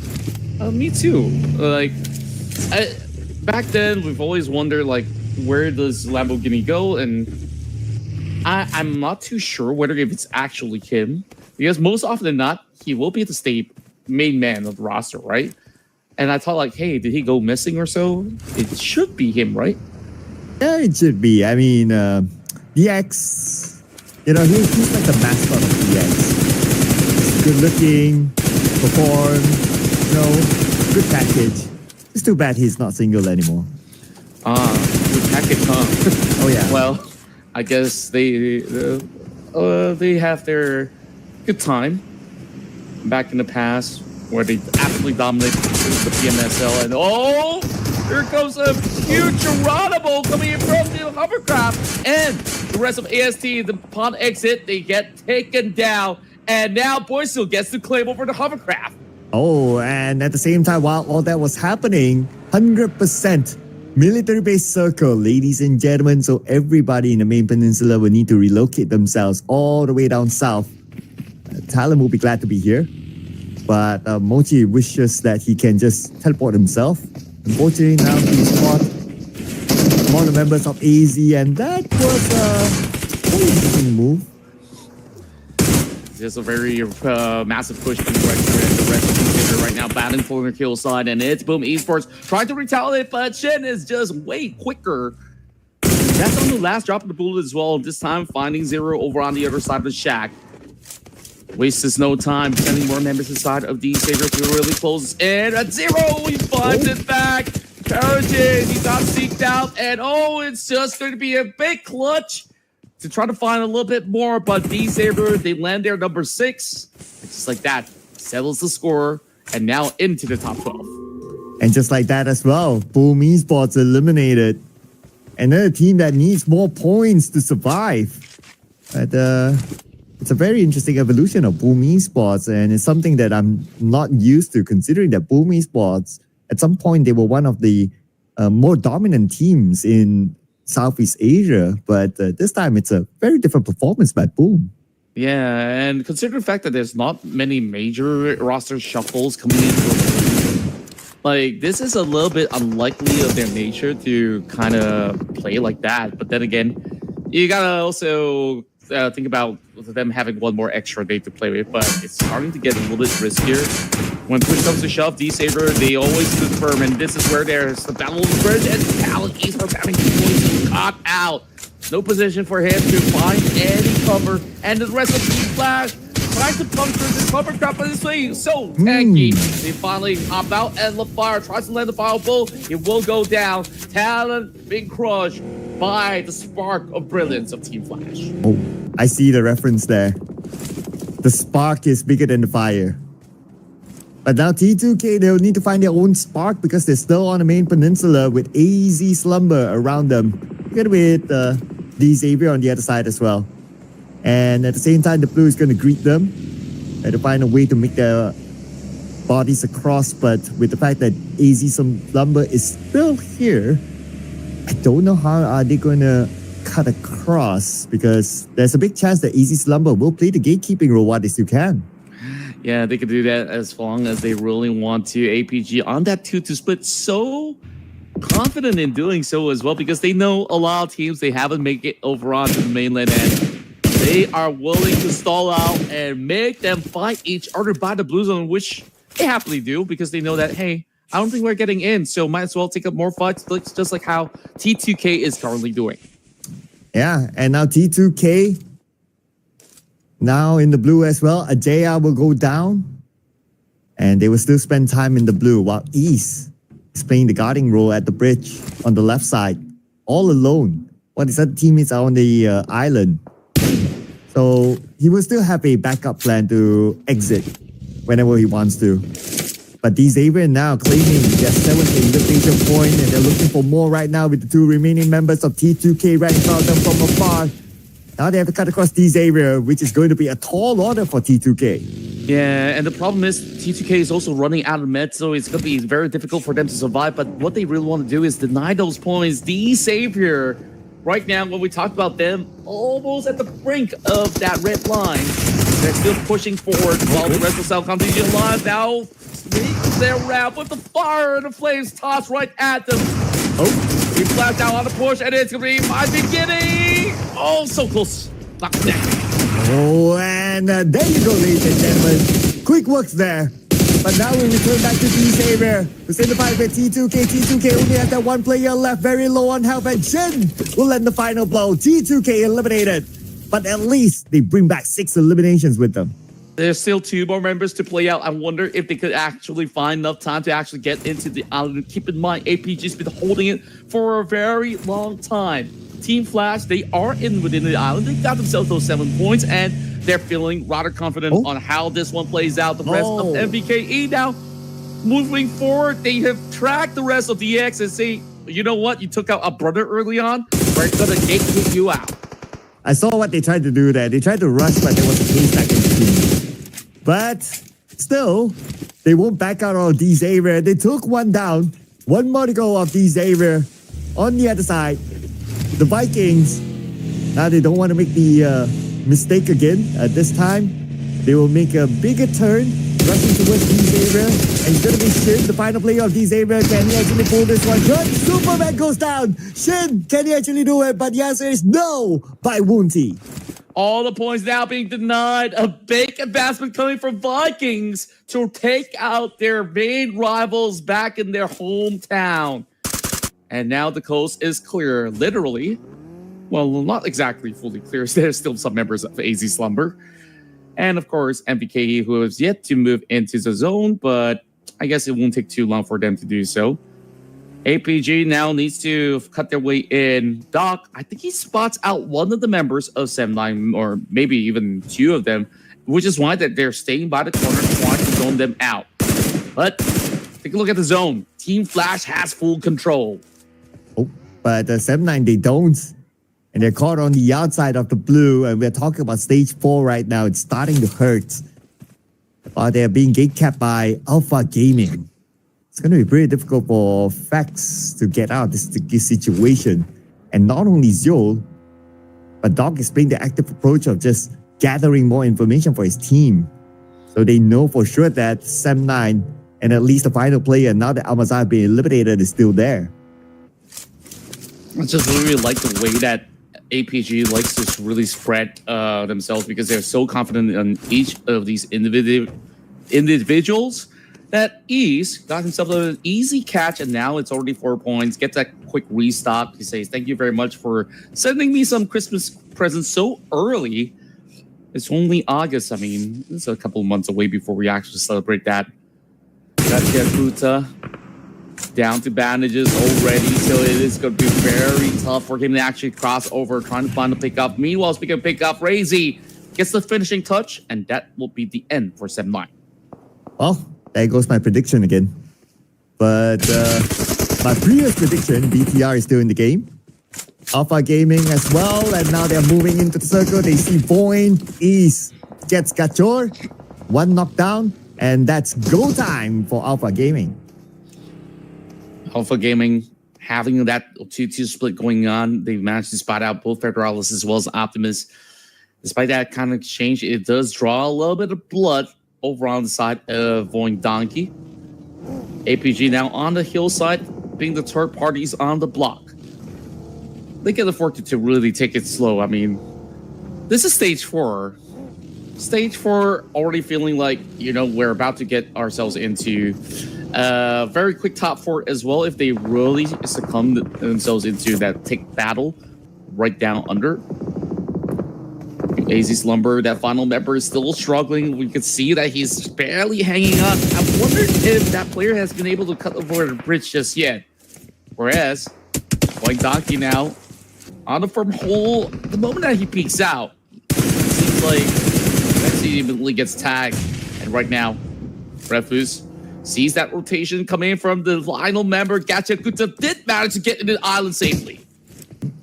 And BTR now playing the gatekeeping role against Voin Donkey with this high ground advantage. As the next circle will shift in about 30 more seconds. If they continue to stay here, Voin Donkey will have a very hard time. Not only because of the high ground that BTR is holding right now, but they also need to cross that road, so it's going to be pretty difficult. While we wait for that to happen, let's check out what's happening here between Team Flash and APG. Team Flash, they have firm control of the sector. They don't really have to really push on out and about. But if they really want to, they might be able to actually find Doc being right down there alone. We finally get a little bit of update. I believe Bose will still be in the middle of it all. And sure enough, that circle pulls outside of the military base. That leaves the rest of AST needing to really push up the hillside to eventually challenge the rest of Team Flash. Whereas, take a look at BTR.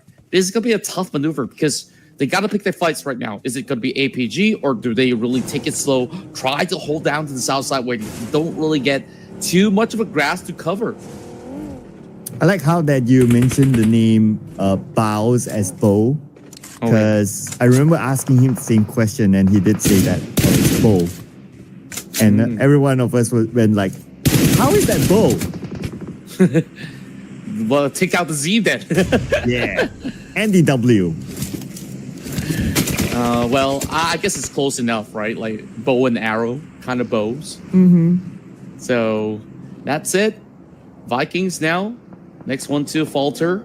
We're already down to 6 teams. So as we talked about that Team Flash member, he is still running out and about. Zio's gonna be able to find one. Now this is gonna be a big fight. Point Donkey versus APG, and BTR is also in the mix. They're looking to really put a dent to the rest of Void Esports. Yeah, and this was the position that we talked about, right? Like BTR having the high ground against Void, and now Void is having a hard time. And without further ado, BTR will eliminate them. But now they need to deal with APG on the left side. But I wonder if APG will be interested to climb up to this high ground. They might not, because they have a safer option of just being at where they are or where Refuse is at. Yeah, and I think that they really could just take their sweet time. Like, they have just about enough cover for the meantime. So long as BTR doesn't push towards the direction, they do have no need at really traverse anywhere at all. Meanwhile, Delta decides to swing right behind BTR, and this is where it gets a little bit feisty. Zio going toe-to-toe, but it's going to be an out of the angle coming from Federalis, securing that one. Slowly raining down, only one member side of AST left, while there is Bose pushing upwards, and this is where we see some of all these Titans come out to play. And Bigtron by Vitality has been really taking from control. I like the stances that they're taking, very precise, very controlled, and it really feels like, you know, all these muscles are starting to grow some brains on top of it. Wow. Okay. Let's see who will grow brain or muscle here in this fight between Team Flash and APG. And APG full squad against Team Flash that has a compound. And APG, they're looking to flush out the members of Team Flash. Nade up nade, lobbed into the building, but nothing connected. House might be pressured to move outside, but the smoke is still active, so he has a little bit more space. But here comes Refuse. But the moment he steps in, Zeus or Hugh dealt with him. Very quickly done, and now down to one member left. Tops, trying to find Zio over on the back, and oh, Doc, he gets clipped out as well. Tops, he's going to be able to really stop the rest of APG. That somehow, that member is still alive right down the bottom. Team Flash now goes in for the full clearance. It's already 11 points, and they're looking to dominate this match. And BTR, full team. This is the best chance for BTR to lock in another chicken dinner for themselves. And from afar, it's going to be Optimus taking out Tops. And there's only one player of APG left. Come on, it has to be BTR. Unless if Doc can somehow pull off an insane clutch. I like how all 3 of our votes end up in the top 3, and right now, BTR is looking to secure it. Doc holding firm. He gets a little bit more damage. Supplement him just about enough. He's pretty much box right through, and he gets rampaged by Optimus with the final stop. Bigtron by Vitality walks away with the chicken dinner. And I thought that you vote for BTR. Actually went for 7-9, right? But hey, doesn't matter. BTR, they get the big fat win. Yeah, I picked BTR in the round before, and that's the round that they did not perform at all. You guys are just unkind. I'm sad. They just know that, yeah, maybe it's not time yet. Sir Cloud, if you believe us a little bit more, you could have actually got your first point. Well, then all the other teams would say the same, right? And I'll be like, come on, guys. I only have one token every round, okay? Come on, guys. Come on, guys. But it's a very different performance of BTR as compared to the Miramar match, from a 0 round all the way to a chicken dinner. And with the fact that they did not start with the circle, it is a military base circle for BTR, but still able to come up with the chicken dinner. Not the sexiest of amount of eliminations, but hey, a chicken dinner is still a chicken dinner. Yeah, I mean, overall, you gotta also remember that this is a military base ending where it is hard to really find some big avenues unless, like, you be some of the teams like the Savior that is willing to really risk your life playing outside the zone to really catch out all the other teams that are coming in rather late. And BTR, they take the wiser choices, like, you don't really have to take the hard route when you can actually play it straightforward from the island. And I just love their control. Initially, it was really Team Flash that had majority of the zone. And then BTR, they come in from that left wing, slowly storm their way out, take out APG, and then the rest was history. I felt like Team Flash, they could have actually waited for some better moments for them to really be involved. Yeah, I guess so, right? But to a certain extent also, we can see the activity of BTR as well. Like, they really want to lock out teams, so it was kind of difficult for Team Flash at some point. But still, if we look at the teams to watch, Team Flash is placed above BTR. So that means that they managed to collect a lot more eliminations, enough, in fact, to overtake BTR when it comes to overall score. Yeah, and it's super impressive. I mean, Team Flash, they got those big double digits. And on top of that, the ones that went huge outside of the zone was actually the Savior instead. Well, APG was the one that denied any form of entry. And I guess they did just about enough to have the same point tally as BTR, and even more so in the damage department.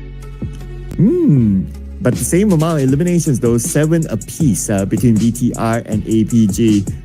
But of course, if you want to compare, like APG, they were a lot more active. Like, they did a lot more work on the left side bridge. They gate kept other teams. They had to take fight after fight to come into the circle. So it was a lot of work done by APG. Hence, that's why the amount of damage is higher on that side. But that one individual who had the most damage and the most eliminations is Tops from Team Flash. I guess you can call him the top scorer right now. Ooh. 700 damage being done alongside with only 5 utils. I felt like the lack of utils is quite common when you see them playing inside the island because you just rely back on raw aim. So that damage number just is sufficient enough for Team Flash to really keep everybody else at bay. But it just requires them to really land finishing touches in order to just walk away with the dinner. So that, of course, helped by BTR. But the rest of these titles is going to be up here with our top performance being Tops, DX, Zio, and Win. So still a vast majority coming in from Vietnam. Yep. We have Tops and the mysterious DX, which we believe is Lamborghini. And we have Win from the Vietnamese region. And we have Joel in between them as our top players in this round. But our match leaderboard, 13 eliminations for Team Flash, the only team that has a double-digit score when it comes to the eliminations, bringing them 18 points in total. And that's the reason why they're above BTR in terms of points collected.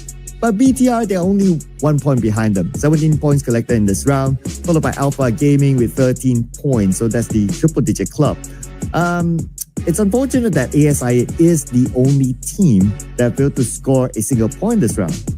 Yeah, it is kind of rough. I mean, sometimes certain teams will say, I'm kind of thankful I got taken out early because I don't want to play inside of the island anyways, right? So it depends on how they look at it. But of course, it really hurts when you actually walk with 0 points. And ASI, I think they're in the danger zone. They need to do a whole lot more. So they need to really find a way to improve and not succumb to fights with T2K or even other teams at all in the span of the early stages of the match. And this is also the lowest throwables used that we have seen so far, 7T. Normally before this, it's going to be a triple digit, but a double digit is definitely a rare sight. But because BTR, from a 0 to a chicken dinner, now they're back on top, sharing the same amount of points as Team Flash, both of them at 130 points at the very top. Yeah, I was actually taking notice of this early on when I was calculating, because of the elimination numbers coming from Team Flash, they are going to be able to force it into a tie. So it really was down to the wire. So they definitely want to settle scores later on. APG also massive improvements with 114 points, followed by AST now jumps slightly into the top 8, while the only big winners out of the many is D-Saber. They continuously scale, now pushing 2 more spots upwards. So are they safe enough already? We got to take a look at what's the current standpoint for number 18. Yeah, so on page 2, the one that we can see is T2K64. So naturally, we go lower than that. 18, to answer your question, is 58, and Boom Esports is there, sharing the same amount of points as NepX, also 58 points. But again, the points are not far for teams like Boing Donkey or Boing Esports, that is, 52, and Homeboys, and even ASI8. Unfortunately, Hora Esports have not been playing yet today. So hopefully they'll be back in the following round for them to have a chance to catch up to the points now that the gap is starting to be wider for them. Now, I really do wonder if they will even play at all. So hopefully if they do, they will be able to bounce back up. You know what? We'll get back into the action real quick after a couple of minutes. So don't go anywhere.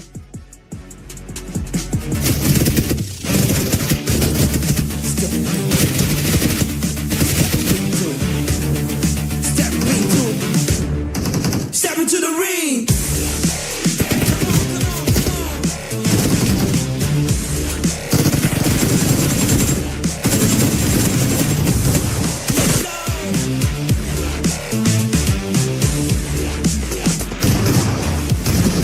Step into the ring.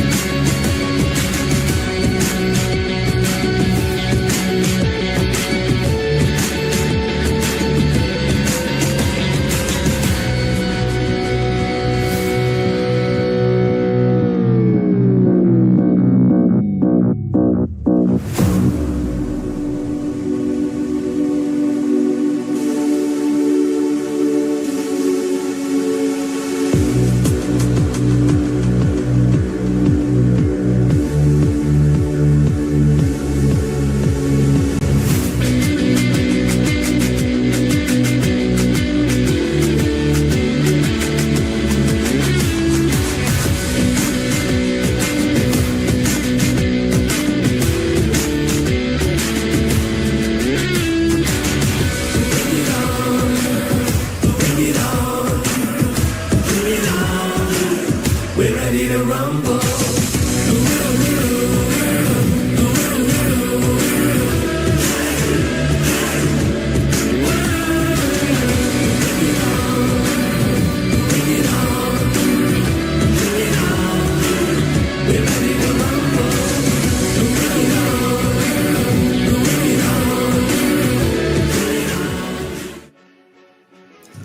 And here we are back at the desk, ladies and gentlemen. This is the Ruthless Invitational Showdown Season 12. And we're here still with you. My name is Sir Cloud together with Contra.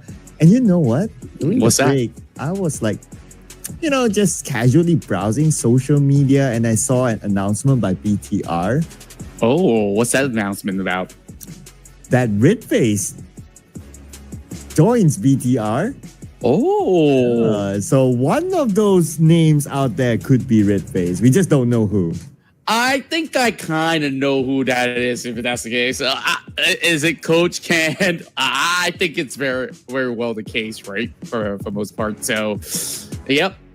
If that's probably so, then I'm definitely looking forward for even more news. If it's more than just Coach Ken that's currently, Red Face that's currently playing for the roster, because he's been that veteran that's been in the scene for a while. I think like his early glory days was back in EVOS, and after that, even in Prestige, he's been doing super well. So definitely loving what he offers. Yeah, I'll second that as well, right? Because there's a record of Coach Ken has always been like these new players, like Federales. Before he was announced, he used that account, and Ryan did the same as well. I wouldn't be surprised if it's Redface. So yeah. But speaking about BTR, they're taking a break this time because we're going to re-roll the groups again. We're back onto A versus B. And so far today, none of us has got our prediction right. Yeah, it's been a little tough to actually get the order right. But moving into Miramar, I think certain teams definitely have some good momentum. And I'm looking at Team Secret. So far, despite them being challenged by T2K, it doesn't seem like it actually deters them anything at all. And if they don't get the chicken dinner, they usually walk away with, a good start of 4 points, so to speak. So I feel like they're definitely on the roll. But Vampire Esports, though, they've been up and running, but then again, can they close the chicken dinner? I think this is where I vote for them. VPA. Ooh, okay. The Vampires. Oh man, so hard. Okay, but I want to fill up the page one with chicken dinners, right? So let's bring on Tribe Arrow Messi. Oh wow. Yeah. Yeah. Good call. Now, Trap Air Messi definitely has shown that they have been able to really score some really good chicken dinners throughout their run, especially here inside Miramar. And then there was a couple of top 4 situations for themselves as well. So, yeah, I kind of forgot to actually go for this sort of pick. So, good onus. I mean, we hope that they will be able to really rack something up, especially it's been a little bit of a drought coming in from SA, so maybe it's about time to get themselves that win. And it's about time for us to get into Miramar, people. Let's head on to it without further ado. And I just want to drop a few rumors here, right? So the post that I saw Redface in, so he took a picture with the other teammates, but in that same picture, there's no Sata, there's no Ryan. So I'm just saying, so I don't know whether are they still in the roster or not, or are they just playing without feelings, like how they can do so just because they're BTR.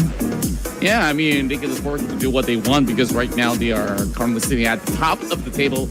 Honestly, if they sit out for even 3 games, I don't think that it affects them at all. They will still be in the grand finals with those triple-digit marks.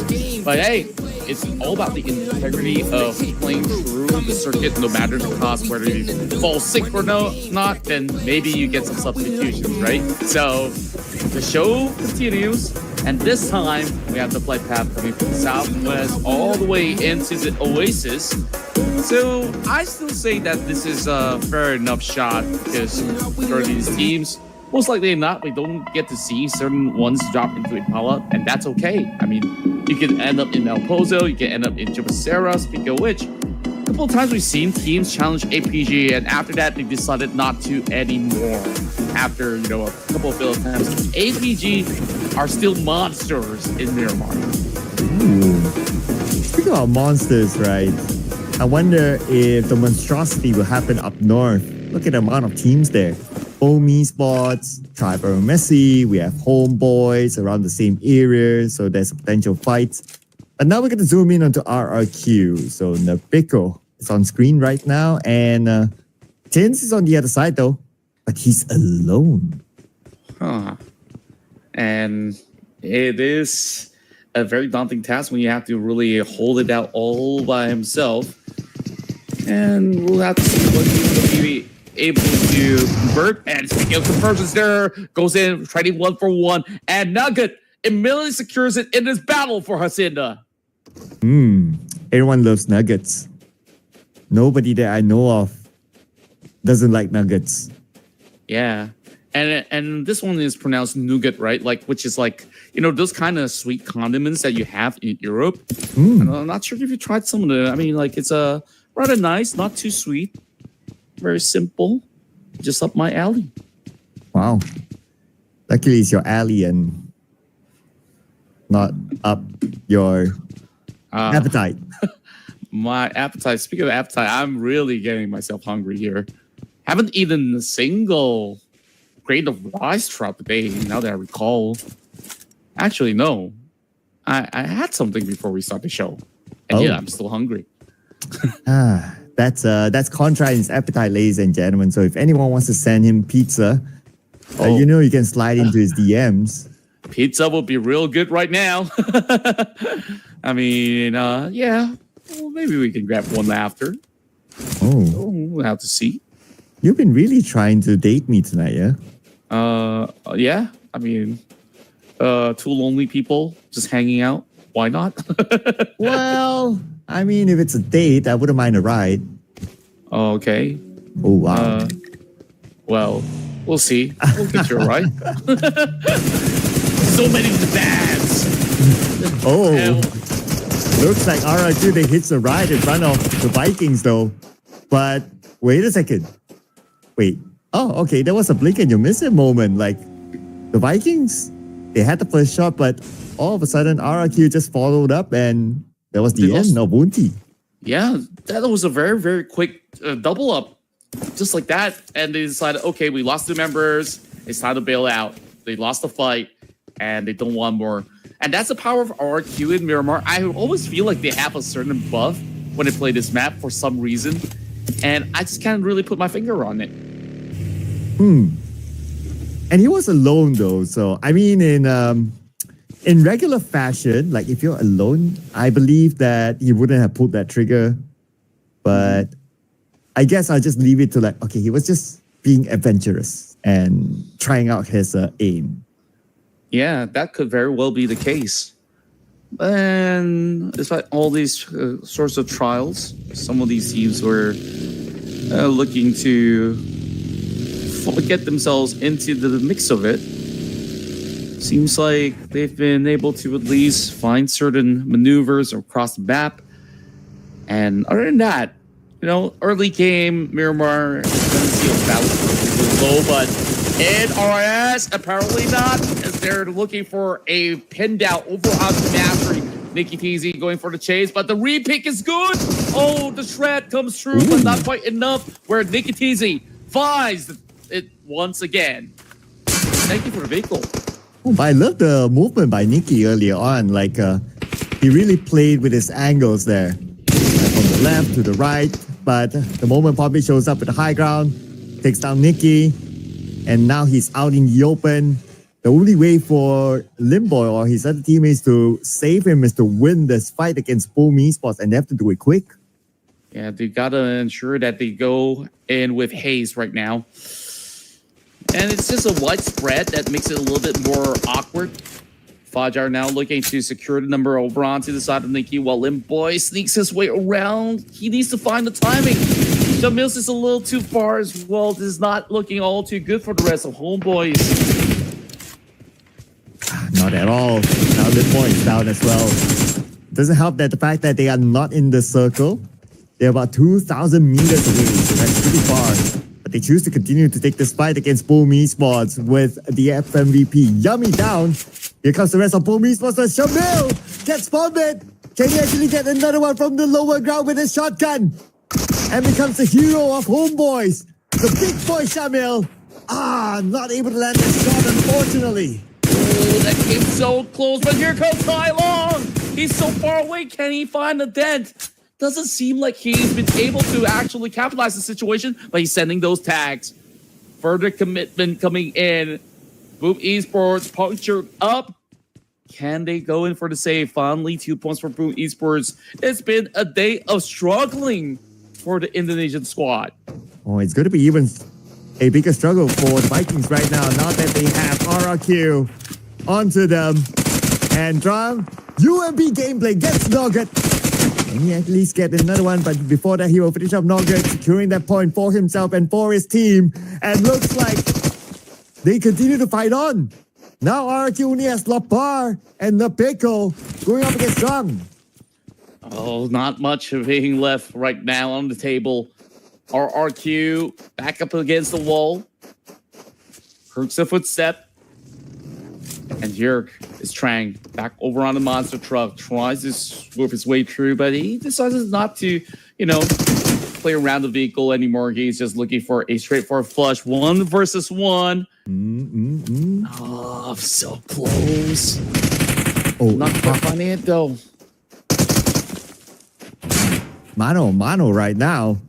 It's like a standoff right now. Let's see who will win this one at the end of the day. Lapar with the snake being cooked up. Where is he going to toss it though? What angle is he going to use? He's going towards the stairs, but nobody's home. Still a 1v1. But here comes the cavalry. And Drang, you could use some backup. And here is the SLK. And you'll fall. And that's RRQ winning the fight. But now they have to deal with the blue. At the same time, they dealt with Superman. Okay. And with that, the Vikings out. Wow, managing to really navigate their way through. That was just a full showing of mastery and complete understanding of their surroundings. Meanwhile, we move over to the side of Team Secret. They managed to back 3 as we got so many happenings around the map. I mean, we get ourselves a little bit of update. We managed to find a couple more over the corners of, where exactly could that be? Well, over in the center. Vampire Esports right in front of them. Everyone's moving towards the direction of Los Lunas at this point in time. So TG Alliance, they were happy that they didn't really have to move too far off. Meanwhile, Todak will take claim of the south side. So that's a lot of real estate that they've gotten for themselves.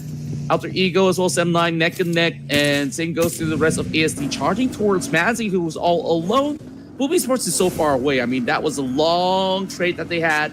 And they need to just soak in some of that blue damage. Hopefully they have enough resources to get by. And they're the only team now taking the blue damage. But they should be fine, I guess. I mean, the last we checked, they have a decent amount of space to work with. And they should have enough utilities. It is stage 1, stage 2, so it's still fine. But on the right side, where Impala is at, we have a lurker there called Moana. But after getting information that Sem9 is around with a full squad, I guess that's why he left. True enough, and I guess there's no full constellations for any team to be really committing into, sub top 8 kind of fight. Other than, if you get those clean angles, and right now, priority is really securing better grounds into the zone. Ideally into the south side of Los Lunas, if possible. Alpha Gaming, they're the only ones taking charge over the far west, and that is the entry point of Void Esports, and they might just come into this trapping set all the way high up. And that is a great spot on over Potato. Lets him pass for this point in time, and now Potato pretty much out in the open, but it's getting further and further away from the crosshairs of Doc. He's not going to be able to really do too much damage, but still a little bit of chip over onto that member of Void Esports. Oh, that was kind of close.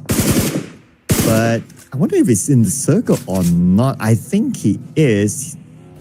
Looks like he's adjacent to APG, but now APG, they're making their move. But we're going to check out what's happening on the right side of the circle. Alter Ego blocking Sam9 from coming in. And even if Sam9 moves away from Alter Ego and they rotate all the way down south, they need to face off against Toda.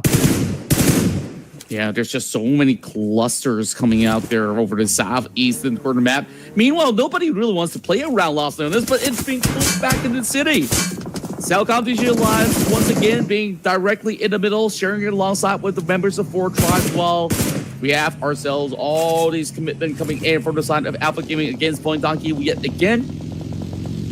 Doesn't seem like they really want to partake in a long extended duel just yet. The rest of Todak says we don't want to be involved at all. They will drive their way into the city if they could.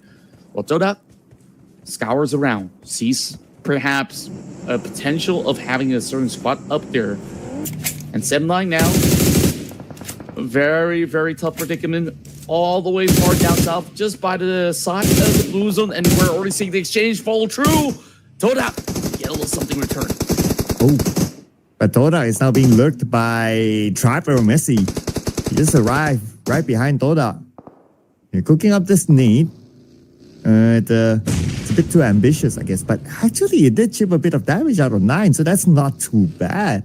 Forcing 9 to move away. Not in the best position. In fact, they're on the lower ground right now, but because of how rough this terrain is, Triper Messi can't get a good clear shot. Yeah. It's just so technical on how these teams are really handling this current situation. And so far, they've been having pretty much a great protocol to keep themselves safe. And right now, Rick just needs to find a quick wrap around in order to spot out the rest of these members of Todak. Meantime, Mela now takes out Badger, 2 top fraggers at each other's throat. And just took out Badru just like that. And now Rosemary is caught in the building, still below of Vampire Esports. All they need to do right now is just to wait for the zone to force Rosemary out. But if you check out the minimap, there's another team closing in. Say hello to Triper Messi. Well, hello. Lazarus right now, accompanied by Mela over on the corner. The rest of ASD now looking for a push for Rick, first casualty. Where did Red Bull come from? I didn't see it in the map. And right now, Mela is just absolutely overwhelmed. Remember, stacked up against him right up in the forefront. But Red Bull finds it back. Damage being done. And this nade is absolutely perfectly angled towards the direction. Oh, and you got Delta as well. Nice trap set up here by Red Bull and Co. Joe is now the final player active for Triper Messi. But Vampire Esports, they will lose Mela. Nevertheless, Joe right now, 50% of health. Here comes Toda!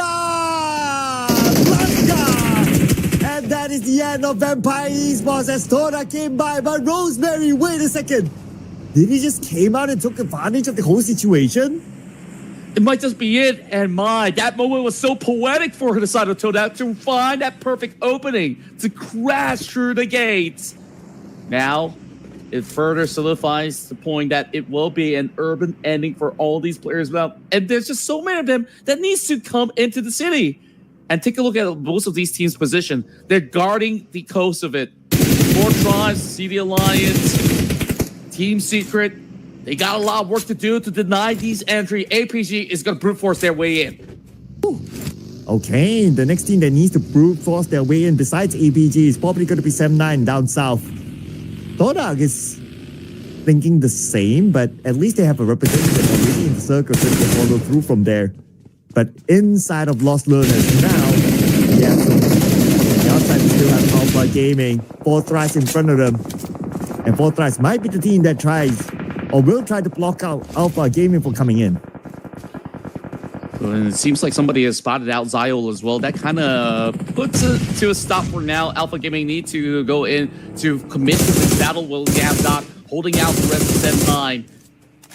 Slowly limping in, and Amazon's looking to confirm a number out of the squad of APG. Well, that recovery is also connecting for the top side for 7-9, so they are definitely getting themselves that perfect set while they take one down from the side of APG. All these long-range battles is just so tense between these teams. Oh yeah, and added the fact that they are all on the outside of the circle is going to be a big challenge for these two teams. Now, somebody has to bow out for sure. We have Peace here on the higher ground inside the shack, but the nade's being cooked up in front of him. It's going to be Fex sending a nade across, and it landed beautifully into the shack, knocking down East. Now it's going to be Fex and Joe. 7-9 is absolutely in the zone right now. The way that they actually handle the positioning of APG is really making them hurt a whole lot. And right now, 7-9, despite them being back against the wall, they're having just about enough pressure to try to crack this case. But Satria goes down. Oh, this might just be the turning point for APG. Refus fights back, and he gets the shred all the way from down under over onto Fex Cry. Okay, Yuhai and Refus, and Refus with a shotgun onto Yuhai, knocking him down immediately. Will be finished off with Scar L. But Refus, he has to be extra careful. He's being shot at from the other side, and guess where he came from? It's Boboy from Celcom DT Alliance. Skillful execution. See, the Alliance have been waiting for so long for these kinds of opportunity, and they finally found it. Looking at the rest of the field, though, still not quite clear into getting themselves into the zone. Reds, Zyle getting himself healed up. Not too sure if he could actually retrieve his fallen comrade because he now has to play for himself. Amazal goes in to confirm the number, Refus out, so that means there's only one player left. Zyle's gonna go toe-to-toe. Amazal, the only put it in the deep, and he actually cuts it. It's running out of space, and now he goes for a wraparound. He gets tapped down. APG, they've done it, but then again, Zyle goes down to CD Alliance. Oh man, whoever Boboy is, he has been stealing away eliminations from that distance, from the inside the circle. Now, speaking about the circle, it's shifted again. Boyne is on the outside right now. It's time for them to find a way to get in. And if they go up north, it's going to be Team Secret. Down south, it's going to be Fourth Thrice. So time to pick their poison. Yep. And speaking of poison right now, I'm not too sure if some of these guys will be able to really withstand this gridlock right now. Mainly Void Donkey, where they might be poisoned by the blue zone if they take too long. And what's going to be the call here? Do they push up against Team Secret, or do they try to go towards the direction of Four Tribes? If they go towards Four Tribes, I think the likelihood of them getting something in return is better as compared to going the other way around. Oh, Dora's dominating. Okay, they took out Rosemary to find a player of Alter Ego, leaving us with 9 teams. And Dora's not done yet. And now they are just next to... Oh, wait a second. Oh, hang on. There's still Alba left for Alter Ego. And here comes Dora onto Alba.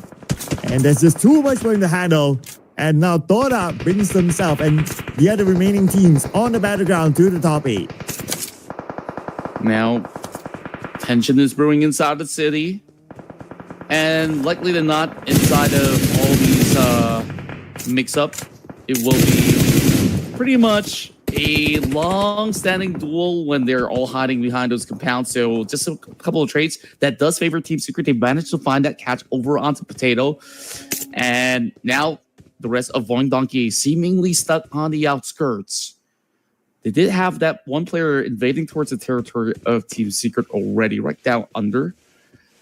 Well, despite that, I mean, that's Potato, who needs backup. And the problem is they don't really have vehicles to run the right across, but the tag's looking real good. Ooh, that was a really good shot there. But lucky enough for Seru, he's still all right, so he should be able to recover himself. And right now, pressure's still on the Void Donkey. The fact that the blue has arrived, they'll be forced to move out of this warehouse, and that's where not only Team Secret, but RRQ is waiting for them to make those moves. The moment they step out, it's a matter of who will land that shot, and looks like the answer is Team Secret. Now there's more to come. And yeah, Team Secret, they got the rest of them. It's just so tough for Void Donkey. They didn't get any room to actually play this one out. Yep, this is what happens when you actually move in rather late into this urban setting. And yeah, it's always a 50-50. A lot of these teams, they prefer to stay in the outskirts because they think that, oh, if we're to be playing on the outside, then there should be no problems for us once the circle actually shifts elsewhere. But it didn't happen to be the case. Oh, speaking about the shift, looks like it will go to the center where Toda is at. Still a full team. Manzi on the south needs to come in, but he should be able to find his own space. Not many teams down there. Team Secret has their own space up north as well. So I guess this round is going to be the round that everyone's going to pick their own urban spot within Los Leones. And then it will be a pause until the next round. Sure enough, and yep, it is definitely going to be a little bit more of a standstill between some of the teams until the next stage really closes a little bit more distance between these teams to really try to snatch one or two members out of each other. Still a very, very interesting predicament coming in from the back and forth of Cellcom DG Alliance as well as Team Secret to be noisy neighbors up against each other. For now, it's just a couple of tags. No teams falling through. 7 more teams remaining here inside of stage 6. And the rest of 4 tribes, at least they're on the defense, but they're not let off the hook by Frankie. And Manzi, as what we expected, managed to slide into the circle. That's a very, very safe approach. But it's not in a hurry for sure. He even took off his shirts. And I can totally understand that in such a weather that, you wouldn't want to put on too many clothes. So, yeah. he's just gonna like snake around here till I don't know when he needs to stand up again. Probably so. I mean, as much as we're not in the desert right now, we can still feel the Malaysian heat as well. Same goes to everywhere else in South Asia, Southeast Asia, you name it. Everyone here can relate, unless, we got viewers coming in from Europe, North America, tuning in as well. Maybe it's a little better out there. So we get a little something of an update. Now take a look at Todak's position. Very interesting, right? 2-2 split. 2 by the center, 2 by the side. And I feel like this actually benefits them a whole lot. So in what way you think that gives them the benefit? Where whatever it shifts, they will definitely gain the edge. Unless if you're telling me that it goes all the way towards Team Secret's very far corner, then yep, that will be a problem. So other teams will be running towards that direction. And then there's that open space between, I don't know what to call it, courtyard on the center. Towards the outskirts, where with those 2 other teams planted down towards the south side, they could see those teams coming in from the far west. So that allows them to also try to form certain pickoffs. Speaking of pickoffs, I feel like Team Secret, if they don't play around the north side, they're going to be choked out of position as well. But they're planning something in return. They want to take out the rest of our RQ by just storming it through. I think Team Secret's played here long enough inside Los Angeles to kind of know how to really take on some of the teams hiding by the offices. Well, you mentioned about Toda taking that middle approach, at least for the 2 players, and they're getting the dividends out of it. Now they have the circle. The question is I think Manzi can still kind of slide into it, but it depends on what happens in the south. With Cellcom DG Alliance, they somewhat choose to cross over, which I kind of doubt so. I will check on that later, because right now they not only have Manzi to deal with, they need to find a way to get a clear entrance into the circle. Yeah, it's still so tough. I mean, it took a long while. Frankie right now stuck at the bottom while the Pecco's been holding him firm. They still have GK over on the top, so that's absolutely fine. GK feeling absolutely okay. Already falling to lame puns already while these guys are trying to still wiggle for that space. For TZ though, eyes on the prize. The rest of Loadout now. heard all those gunshots. It feels like Toda, they're starting to get activated. They're closing in the distance to join in the fight as well between RQ as well as Team Secret. I guess they got bored. Might as well join in the action. Wait a I'm minute. not sure what sort of action UK was having behind. Not the best of position to fall because his other teammates are all the way in front. Yeah, I remember he was in the office building. Maybe he was forced to leap out because he was on the top of the roof. But that fall damage, taking so much chunk of his health bar, is something that we least expect. Maybe he took a little bit of boosting damage on top of that. So, yep, a little bit of oopsie right there. Nothing too worrisome. Well, Toda, they heard that all the action is here, but they're not getting into it just yet. And it's Boom Esports involving taking out both Juke and Frankie because of that mishap. From behind. Oh, but this nade by Napeko almost got Zerus. It was a close one. And now the circle have shifted and looks like this apartment here is no longer in the circle. 966, aka Ade Look. Got one player of Team Secret securing that elimination point, stealing it away. But this nade by Napeko, I don't know. Nicely tossed. So beautiful.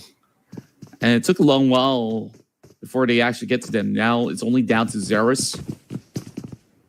And that's a clean angle for the pack goal. He's like, okay, I spot this guy out. Now you just got to handle the rest of it. Lapar now neck and neck next to Cellcom DG Alliance and looking for this push. But Zerus is here as well. Three-way battle. Okay.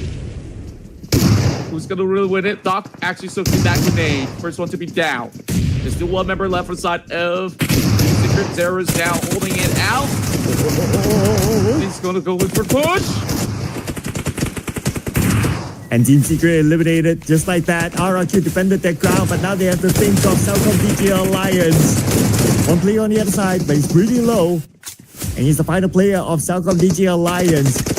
With Team Secret's elimination, now we are in the top 5. The only team with a full squad this time is Toda. They took things one step at a time and take a look at that. That's already 6 points in the back. Looking for a whole lot more. Yummy now closes in. Inside of the office finds Lapar caught out the moment he steps outside. And now this is a chance for Todak to really pull in all the stops, whatever troubles that's necessary to clear out both Cellcom DG Alliance as well as Boom Esports.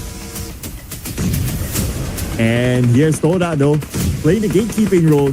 They should be able to finish out the final player of Cellcom DG Alliance. Not going to be a problem for them. And that's that. Cleon landed the final blow. Down to the top 3. Wouldn't be too worried about Kenny.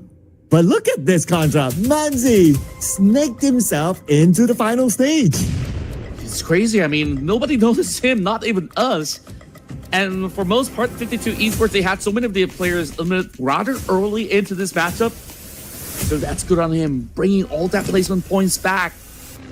And 52 Esports are hoping to make it to the top 18 by doing so. And now toss out Yummy. Can he hold out? Apparently not. He goes in for the chase. He did actually put down one member before he falls to the ground. Okay, 9 eliminations now for Toda, looking for their 10th. And now Fajar. Oh, he sees Manzi. He knows that Manzi is there. But lucky enough for Manzi, he has those vehicles to give him that extra protection. That's 4 of them lined up as well. So, I mean, if one wears out, he gets to jump into the other seat as well, just to try to juke it all out. But take a look at this. The zone's closing in, and he's got to step right into the courtyard already. They have enough space and room. Now they all get funneled right through the corridor. And one tap is all it takes for Fadar. And now Nine knows that he's just around the corner. One more is all it takes. And boom, denies himself. Toda takes the victory home. Yeah, the zone came in just in time for Fajar to deny himself away for the hands of Toda. But nevertheless, Toda with a chicken dinner, with a brand new lineup, showing what they're made of and what could come in the PMSL Southeast Asia. I'm liking this iteration of Toda. They're just so good in Miramar rounds, I tell you that.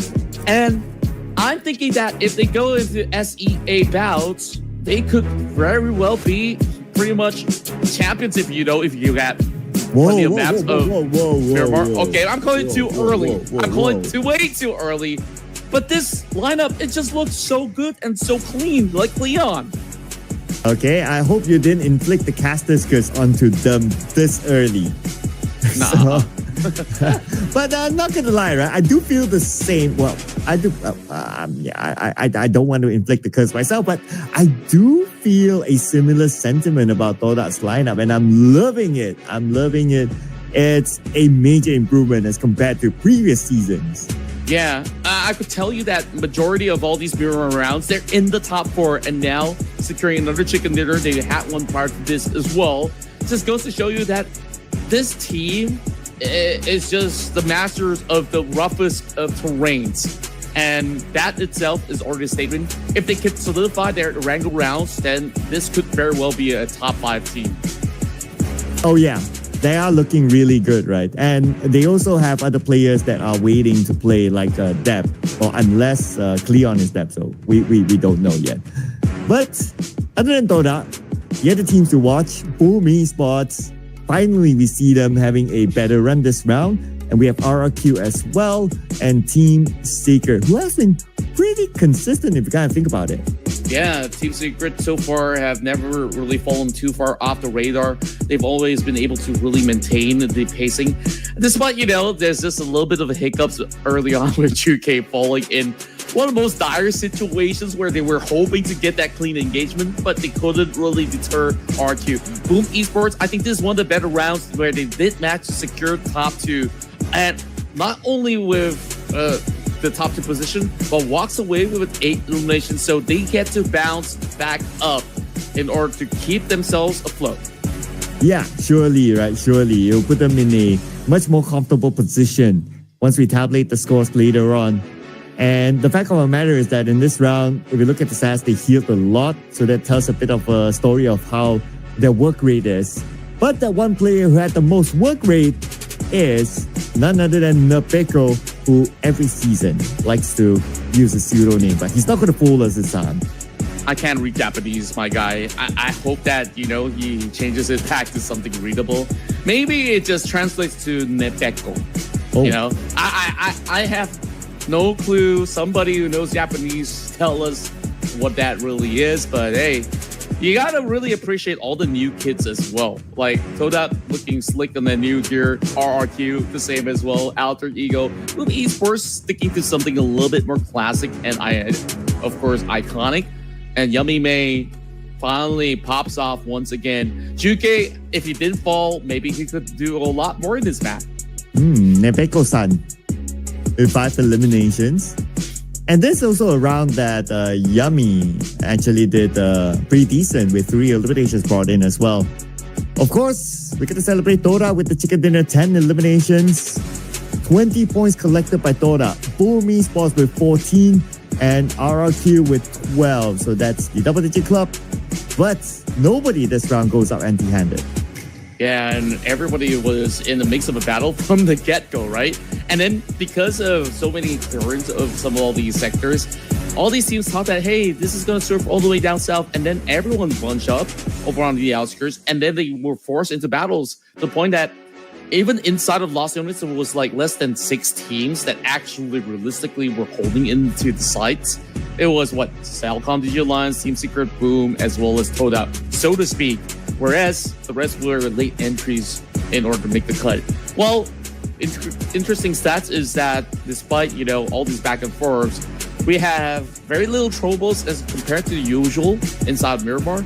And also, there was a lot of airdrops looted, but that does not really add too much out of, getting too much feisty in majority of these fights.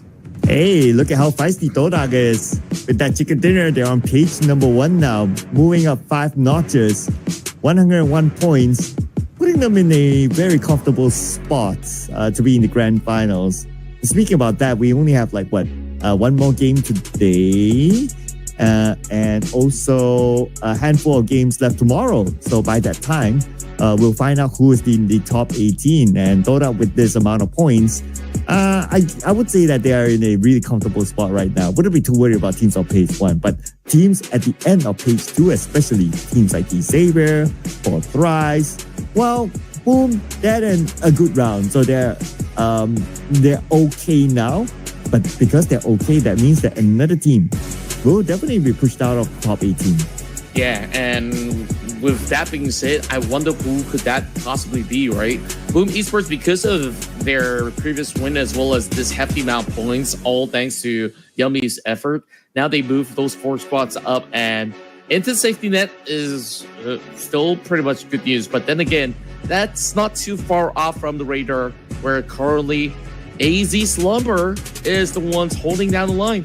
Nepex not in the clear just yet, and you can still see a lot of teams are within the 50-point margin. So if any of them pick up the pace, that will be good for them to really push AZ Slumber down. And AZ Slumber, they're just holding on right now. So very, very close. 4 points difference away from NepX and 52. Voin also very close as well. But we still have games to come, and their destiny could change, ladies and gentlemen. So make sure you stay tuned with us because we're going to take a short break. So don't go anywhere. We'll be back in a bit.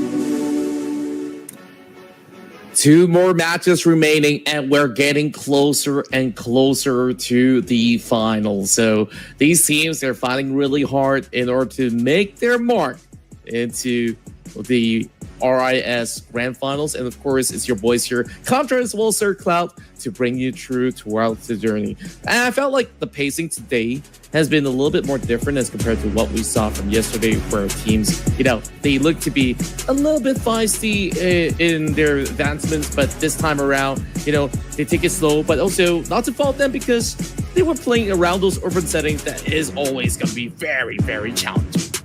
Yeah, but the difference in that final urban setting in Miramar is that they didn't wait to at Parkland side at the corner, wait until the zone finishes everyone, something like that. So there was still a good amount of action towards the end. But now that we're moving back into Irango, which is naturally a smaller map as compared to Miramar, we can expect again the same amount of action as we've seen earlier today. And we're going to feature again A and C. Welcome back for Group C. Starting to again ponder my life decisions on which team to pick. Now, let's talk about the top teams first and foremost, since, we are having tough decisions. BTR as well as Team Flash, they're still tied at that number 1 spot. So, if you were to really pick between the two, who would you go for? Oh, man. Here we go again. Oh, man. Where do I start? If that's the case, I'll take Team Flash. I think they're on a roll, and they're, getting so many frags per round, especially in that island inning where all these teams are having struggles. They've been able to score big. I'm thinking they will be the first one to score a back-to-back win. Okay, Team Flash, a pretty solid pick if you ask me. So I guess I did big up them towards the end of the previous round. So let's bring on the black and white of Team Secret. Let's go.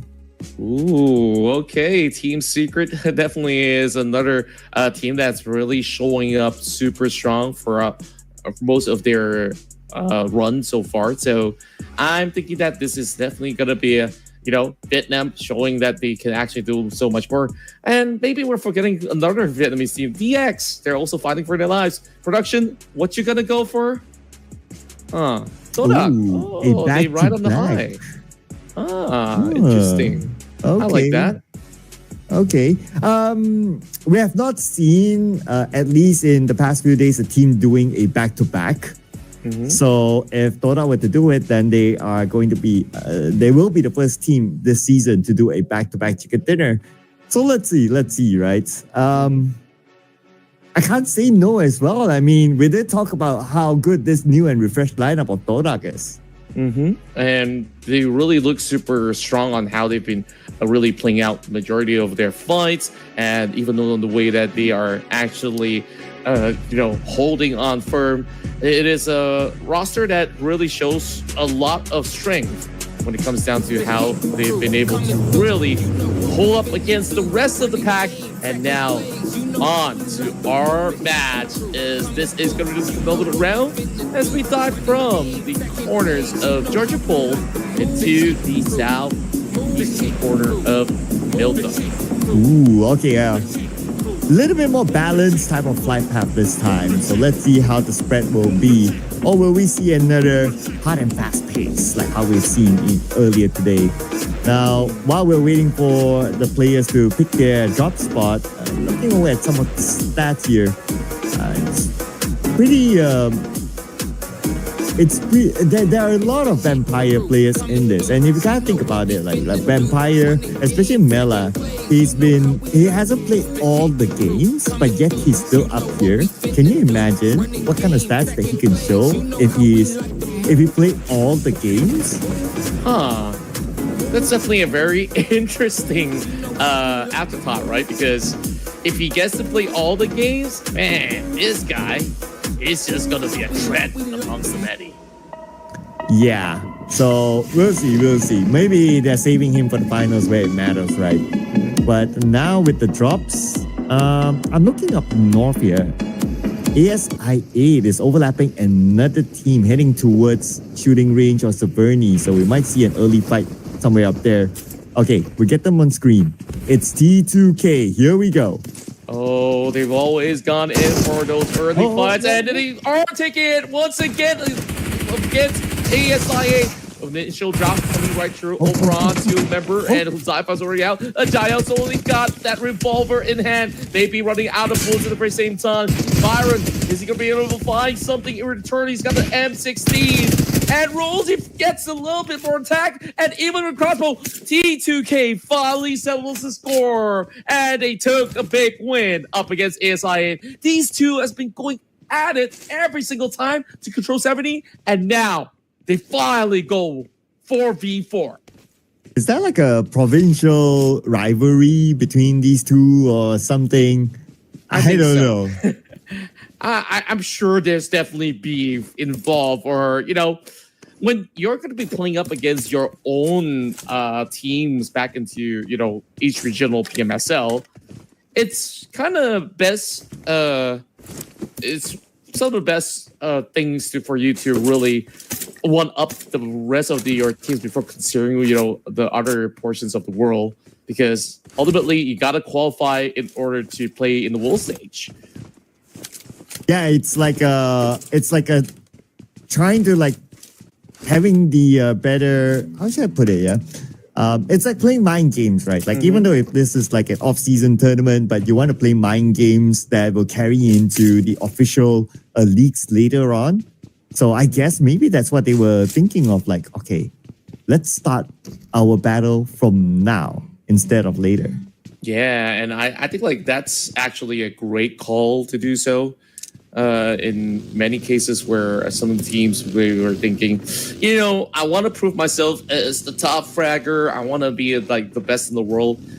It's scrims anyways. Like certain teams, they're not really going on to do those kind of full effort.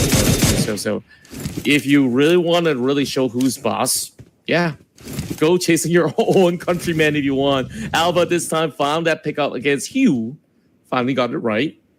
And is that going to really impact them since, you know, they get themselves into some very, very interesting trades so early in the matchup? I guess that's a question that would affect your prediction this round. That Team Flash is playing with 3. You did pick Team Flash, right? Yeah, I did. There you go. There you go. But okay, just to console you, we have seen it before that teams that play with 3 players can also get chicken dinners. So it's not the end of the world. I agree.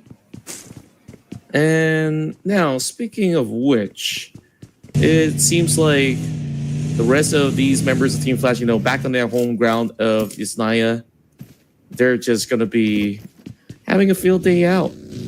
Looking at the rest of these teams, they're really hoping that they could actually find certain conversions and to exchanges, but with the circle pretty much being mainly on the peninsula, I think that it's comfortable enough for them to stay put. I'm not too sure whether if Talon as well as RQ will battle. I think we've seen iterations of that before, so we have to keep our eye out for that. I'm keeping my eye out for BTR. Did we see the name Kyorin before this? I've never seen it before, not in my lifetime, on any side of the SEA rosters. Nah, not a current to be known. So that is a secret player. Okay. Another secret player who I believe, okay, let me fact check this one, right? Okay, Kyorin is the analyst of BTR. Oh, okay, makes sense. So now you got the coach, you got the analyst. Yeah. Who else do you want to bring in? I mean, you can bring in the janitor, you know. Okay. Yeah, the chef, you know, whoever. But Xavier is bringing the pain to NapX. And they got in, but not able to get that finish. So NapX not able to lock in the elimination point. Instead, it's locked in by Xavier, taking out Rex of NapX. Huh. A lot of all these aggressive moves coming in from both corners. It seems to me that these exchanges only comes down to nap 1 for each portions of these teams. The Saber at least getting the hang out of things, though. Like, if we take a look at how they've been actually faring amongst, all the other teams that they've been tussling with, they seem to be a lot more composed this time, not succumbing into falling out. Because a lot of the times I've seen DX try to move out of the areas of Pochinki, and then instantly they go to the fight, instantly they get punched as well. But this is the thing about DX, right? If they perform, like they really perform.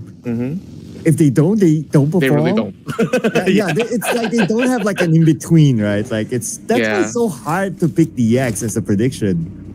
Yeah, which is why, along my picks, I probably only voted for them once throughout the past couple of days, and I'm like, I'm not convinced just yet.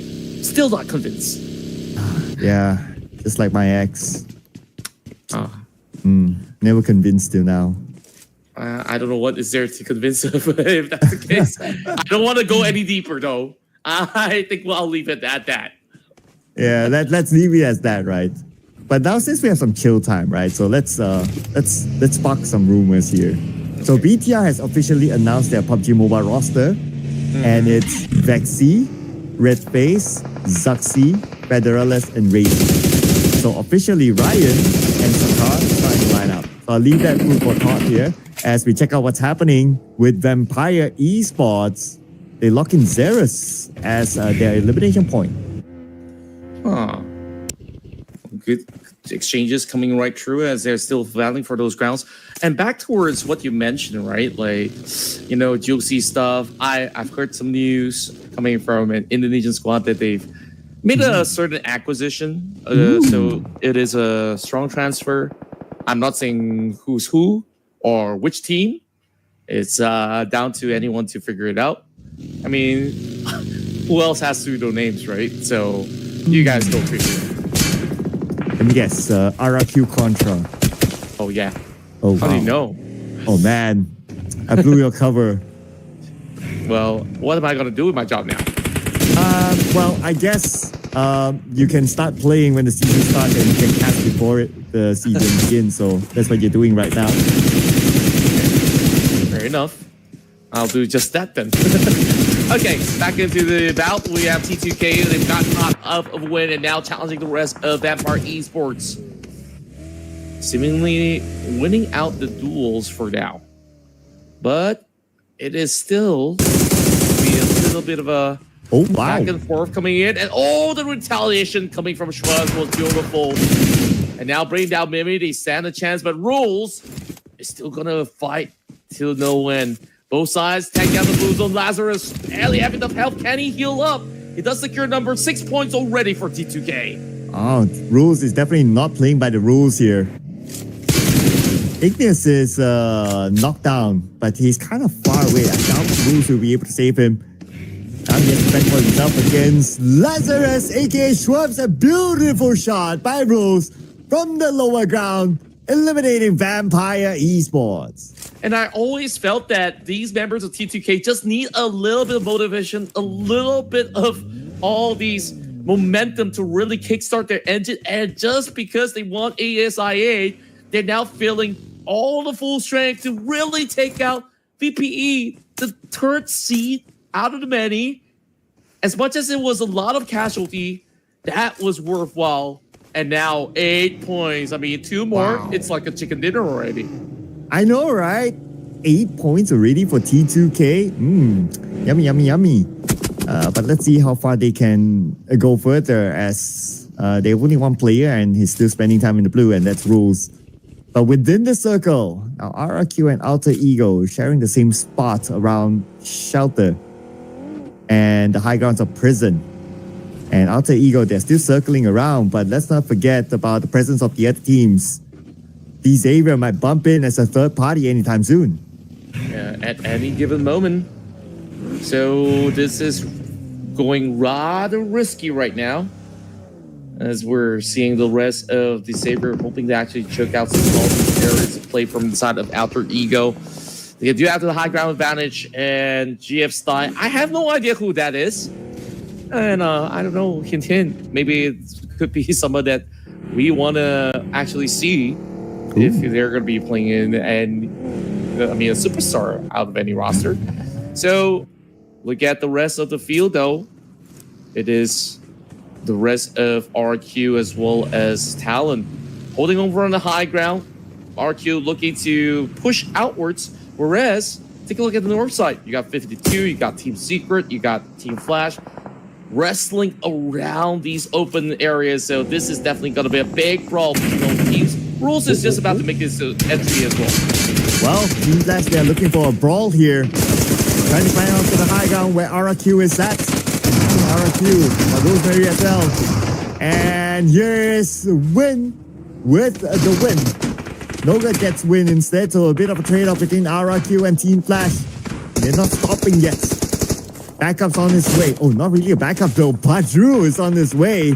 Probably looking to steal away a couple of elimination points. And by them trying to really act for that basic, you see a lot of casualties. Team Flash, another casualty of their own as he blundered his way, he fell through, and it gets punished in return. Alba now finding one more attack as well. As Outer Aries, they love playing by the prison grounds, and they are so well versed, taking control of both RQ and the team up north at the same time. Rosemary spraying smoke, hoping to land a shot onto Baus. Not able to, as he's protected by his vehicle and the smoke as well. DJ, look at the spread contra on the minimap. Really wide spread in the middle. They absolutely do. And trying to actually make certain events, and just like that, these players trying to get their way right across, and it doesn't seem like they would be denied that spacing. Team 52 decides to take a little bit more of that bunker for the meantime. As much as there's a lot of all these shots, I mean, it's all too really negate them from pushing right through, but Agent Brian, he's getting tagged up, and it's all by his fellow countryman of homeboy. Shamils puts him on the ground. Oh, the big boy. Now looking to finish off Brian. Or he might be stolen away, so Shamil has to do the business. Looking up this nade, if he's able to land it nicely onto Brian, it should be enough. Did not connect at all, but he will have a second chance. There goes. Point goes to Shamil. Yep. For the meantime, it seems like some of these guys are just trying to see if they could find a little bit more of that trade getting done in BTR just by the edge of it all. But we get that firm update right now. Oh, it goes all the way back to the hills, and suddenly teams like RQ as well as Talon gets a little bit of benefit. Nepex will have to push from that low ground, though. Not an easy task, but if they can successfully do so, then they might just be able to take reign. So all these other teams on the outskirts up north, they better quickly set loose work, because right now, those separation between Team Secret, they're about to get punished by Bumblebee. Ah, and one of the teams at the north is going to be BTR. Now Bumblebee shows himself and takes a few shots from Juke. Healing up back to 80% of health. Scoping out to Juke. Kind of missed that moment.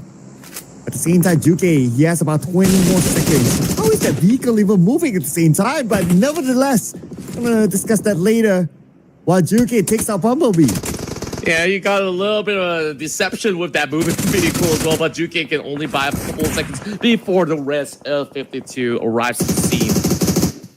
Now, it's been troubling time for Team Secret. Left only 2 members to stand up against BTR. Donkey each gets a shred, and he actually pins out BTR. Unfortunately, this time, BTR empty-handed in this round. He got sprayed by Rosemary, and he managed to get one. Manzi now down on the ground. Rosemary might be able to finish him off, but no good. With his DBS. And Kido goes out. That's going to be the end of the final player of 52. RRQ collects their second point, but now they have to reset before Alter Ego comes by. They have plenty of time to do so with all the space now opened up. I mean, we talk about all these teams needing to battle their way through. I mean, now these teams are kind of limping to even get into the entry points. And what's worse is that RQ is the ones gating them from falling into the space.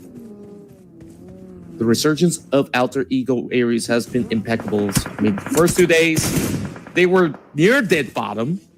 And look at where they are right now. Number 5, 110 points, adding another 6 to the table. And as I speak of that, that's already 7 coming in from Cloud Group. With a desperate push coming in from Team Secret. They're trying to scale up the hillside, but he's getting popped. Oh, Ducky's got so breathed out. Rosemary on the mark, walking onto the par as well. And even RQ is struggling to get out of the way of Alter Ego. I know, right? They have been in the crosshair of Alter Ego for quite a while now. But at this moment, top on Team Secret, in crosshair of Shin. On the other side, trying to move his Ego away into a safer spot, but unfortunately, his buggy slide down out in the open. So I don't know how he's going to grab it now. I mean, he's just got to go on foot for the meantime. He can't retrieve it at all. Too risky in the eyes of Alter Ego all the time. Oh, it's just so tough. This 2-2 split initially benefiting RQ, and now it is going to be doom and gloom unless they find that other party of the 2 split to also corral in, push towards the side of Alter Ego. Then only they will have a little bit more room. But hey, now both of these teams are sitting outside the zone, so Alter Ego probably will let them off for the slight bit, get deeper in the zone, and continue to zone them again. It continues. Oh well, that's what we call fake hope. Fake hope. Like but a your lot of ex. teams. Yeah, you just had to remind me, right? Yeah. I'm sad. Maybe you I should need give a her a call. Sorokin dinner. Oh, yeah. Let's do that after this. So, right now, back to RQ. What do you do? Like, you're going to sit around here, Noodle's coming in 10 seconds from now, so to speak. Got Yakuza. I think he lost the wheel right there. He's slowly traversing, but not quite quick enough. Gets punished by the rest of the Saver. Perogen now looking for that trade. Kenny's on that far end, and it's just gatekeep after gatekeep coming from these teams. And Dora now has to win this fight against D-Xavier before going in. But before that, D-Xavier finally will finish off the last remaining member of Team Secret, taking them out at number 7. But on the other side, we have Alter Ego and RRQ. For the longest time, they've been locking horns with each other. Finally, Lapa goes down to the ground. Alpha will get a double back-to-back, finishing off RRQ. Perfect Tanner coming in for the rest of Alter Ego Ares. And now they're just chasing upon all the other teams up onto the charts. And who knows, Alter Ego Ares might be the champions of the playoffs if they can continue on this form. I mean, it's just a little bit of bragging rights, but so that right now, after that win inside Miramar, it seems like they really have gotten just about enough confidence to once again make them way into the top 5. These Saber now having shit pop the tire in the course of time. And Perogen, somehow he gets the trade back. He pins down Toda, and now they get to save one of the teammates from falling through. Oof. But they're not out of danger yet. Still need to win the fight against Toda to get into the circle. While Alter Ego is on the other side, and Alter Ego somehow they managed to slide their way into the circle, and they could be a big distraction to Toda. Because the distraction is going to be Rosemary staring between these two teams right at this moment. I mean, they can afford to do so, try to really cause a little bit of a havoc, and the rest of Netback so far hiding very exclusively from all these battles. They can actually be kingmakers or a torn on either side of the party if they get involved, but we never mind that. It's going to be Perogen trying to look for that trade. Really finding just enough. And look at who's here. The rest of Alter Ego have arrived from the back. Oh, Rosemary from afar almost gets his target. Oh, vehicle blown up. Who did it? It's Levi's that blown up that vehicle in front of Rosemary, knocking him down. And now Alba has to come in to save his teammate. very tense situation. And Moana, he's so far away. He tries to get close. But the rest of the spread of VX is just way too good. And they finally get the pinch over onto Badru. Slowly but surely, out there, Eagles' aggression is being denied. And now, two-man split. Wait for a push, and they finally caught Levi's. Now we're down to the top 4 teams. Talon, Nutmegs, Alter Ego, and Tora for the chicken dinner. Inside the circle, we have Tora, who just came in. Nutmegs, together with them as well, and Talon, right in the center of the circle. Nutmegs, trying to locate the target, but again, because of this very healing area, it's so difficult to get a good aim. Now, Netbex took extra time, and they finally want a little bit of something in return. Just with the detonation of the grenade, it settles scores, but it is Domain that secures it alongside with Precious. Now, the rest of the team will know of their presence. Talon, they've also waited just about long enough, and perhaps it's about time they get activated. I mean, it's already top 3. They have yet to find a single drop of elimination points. Oh yeah. But Alter Ego have been getting all the elimination points for themselves. 13 already on the board. Alter Ego, they're really on fire this round. It's a matter of wrapping up with a chicken dinner. Let's see if they'll be able to do that one. Now, all these 3 teams are taking this stage really seriously. We can see them all taking their own corner. Speaking of which, a little bit standstill, waiting for stage 7. I mean, even stage 6 sees that there's just a lack of space because there's like some of all these creases that doesn't really give them just about enough protection. And therefore, Alter Ego Ares, they claim those wheels. Thankfully enough, they did manage to save Rosemary. He can still absolutely carry everyone to the finish line if they could just continue on with that kind of aggressive playstyle that they've been churning. And up against Talon does have, the numbers, so that's something that they need to kind of respect as well. FX, a little too comfortable over back. But then again, the forwards gives them so much defensive cover that they are allowed to play as long as they want. Well, let's see how long do they have right now and who's going to make the first move. Now, because we have 3 teams, right? This comes back to the regular theory of PUBG Mobile. Whoever makes the first move loses because the other team can become the third party. And that's why nobody is making the first move. Yeah, I do support that theory from time to time, but then again, if you look at this form that Alter Ego has, if they could just, get those clean picks one after another, then it may not matter just as much where they really play those kind of split style. And they can actually go in and handle both teams at once. And speaking of which, already tagging onto Precious over on that far corner. Rosemary with this nade. Oh, an overshot. Not sure if he knows that Claw is right in front of him though. I don't think so, based on how he's actually looking around. But now the circle have shifted. Alter Ego, because of their major movement, someone on the outside of the circle, but they're looking to come in. Netmex, Claw, position compromise. They know exactly where he is now. And he's going to be their next target with Alva lobbing a molly across to flush him out. And Achul will be the one to knock out Precious. Moana gets Claw. Looks like Netmex is not having a good time. Not at all, and they also spot out Domain at the very same time. Moana now supplementing on this assault. And when exactly does Talon come in? And it's going to be right now. As we talk about the first movers, it is the rest of Alter Ego that kind of pushed them towards the back. And Talon says, thank you very much. We're going to claim those points away. And finally, they got a couple of all these results. But can they overwhelm the Titans right now? That is Alter Ego Ares. Still 4-man strong, though.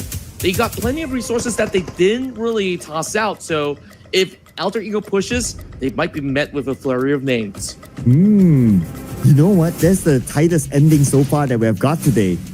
Like at this moment, we don't know who exactly can get that chicken dinner. Between Alter Ego and Talon. As an 8-pin sent across. Alva Moana moves away. all the way down south to join back with Rosemary. This is the time for them to play as a group, as a team, together, while they shoo away Yoru back. Yoru, he's confidently moving around with the hovercraft, and same goes to the rest of Alter Ego. I mean, they're moving and to the far right in order to spot out a jewel. And now, because of the ring around Rosemary and co, they're going to be finding enough cover to eventually brawl into QC. Okay, here comes Yoru. SOK gameplay gets Moana. Alva will be eliminated as well. Now it's only Rosemary left. Mr. FMVP, can he actually pull a big clutch for Alter Ego? Jump shot comes in, not able to land it. Boychill will be the one to take him out. And Talon claims the chicken dinner against Alter Ego. They find their claws in order to eventually stir it all up, taking down the members of Alter Ego, and just solidifies themselves as one of the very best in Indonesia. Despite, them not really being all too flashy as compared to Alter Ego trying to gatekeep teams after teams. I mean, it's precision that really pays off for the side of Talon Esports on how they actually navigate. And that hovercraft play, something that we did not expect towards the very final zone. Yeah, they kept that hovercraft at the right moment there. I mean, it's a fully covered vehicle. It might not be the tankiest, but it buys you enough time for you to close the gap between yourself and the enemy. And with that, they distract Alter Ego. The rest of Talon follow up from there, and the rest is history. Talon claims the chicken dinner from the hands of Alter Ego. And Alter Ego, well, they have to try again to get the 2 chicken dinners in the day. Well, overall, it's still a hefty amount of points coming in for Alter Ego and Talon Esports. They're happy to also share that spotlight. This is a total of 15 points, all thanks to Yoru, Achul, as well as Boysil.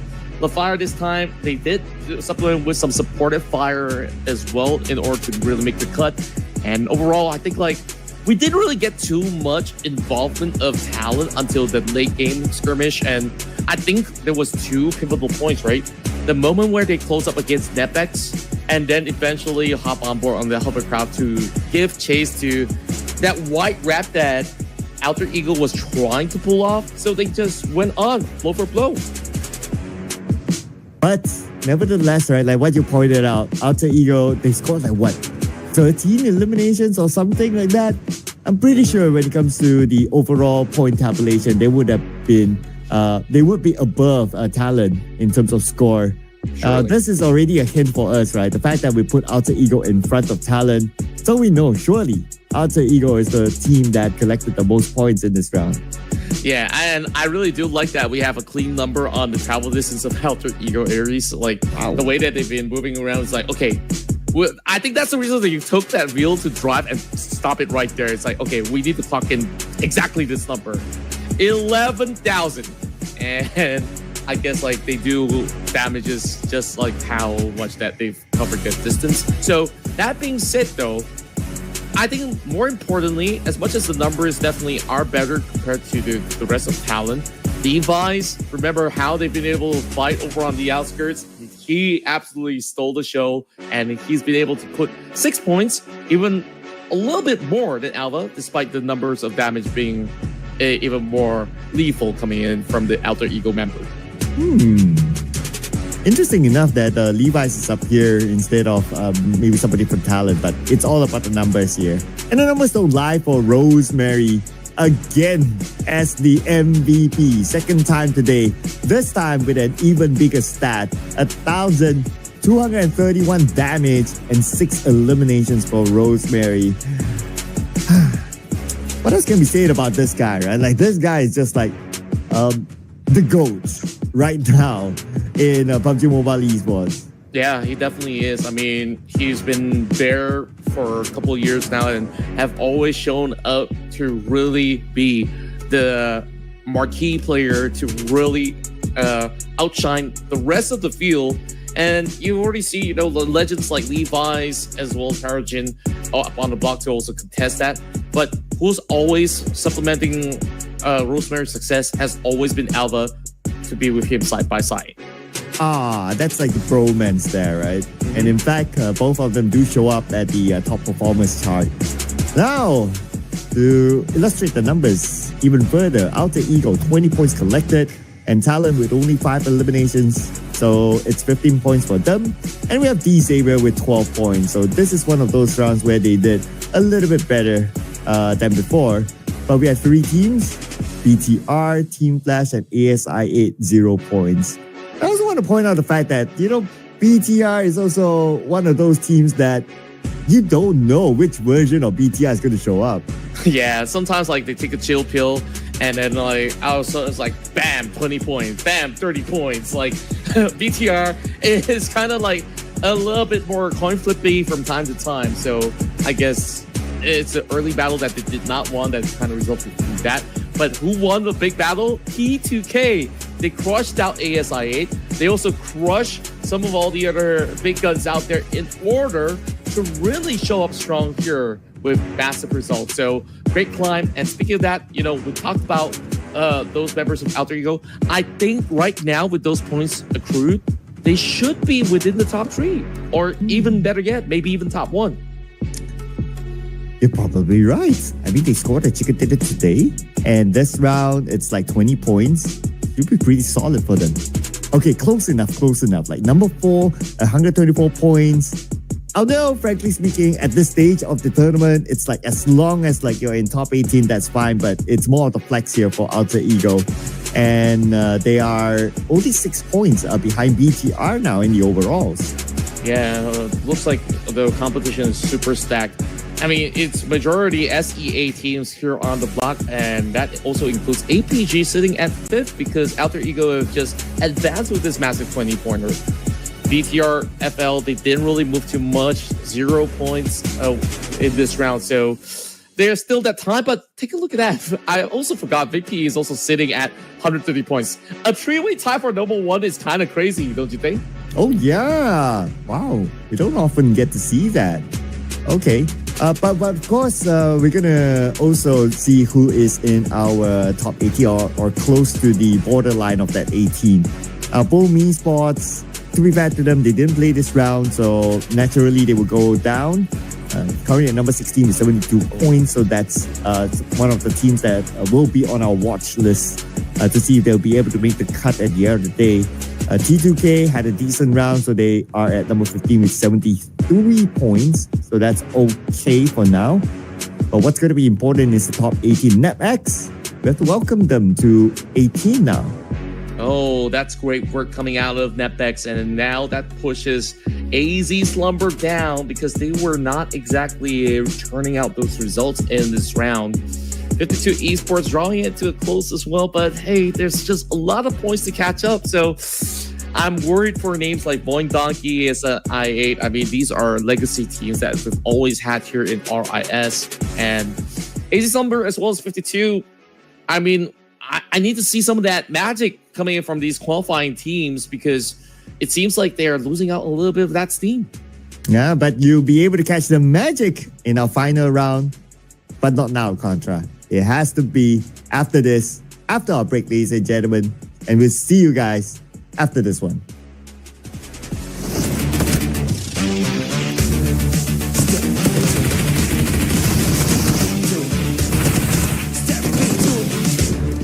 Step into the ring.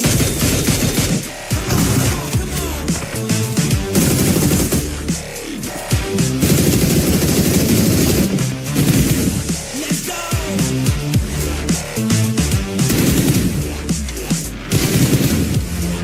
Step into the ring.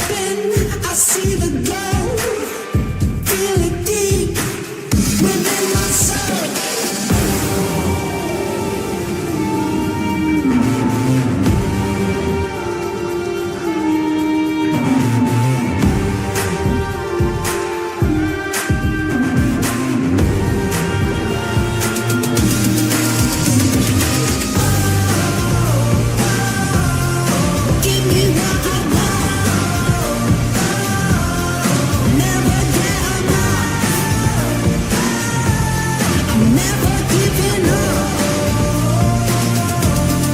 Give me what I want. Give me what I want. Give me what I want. Give me what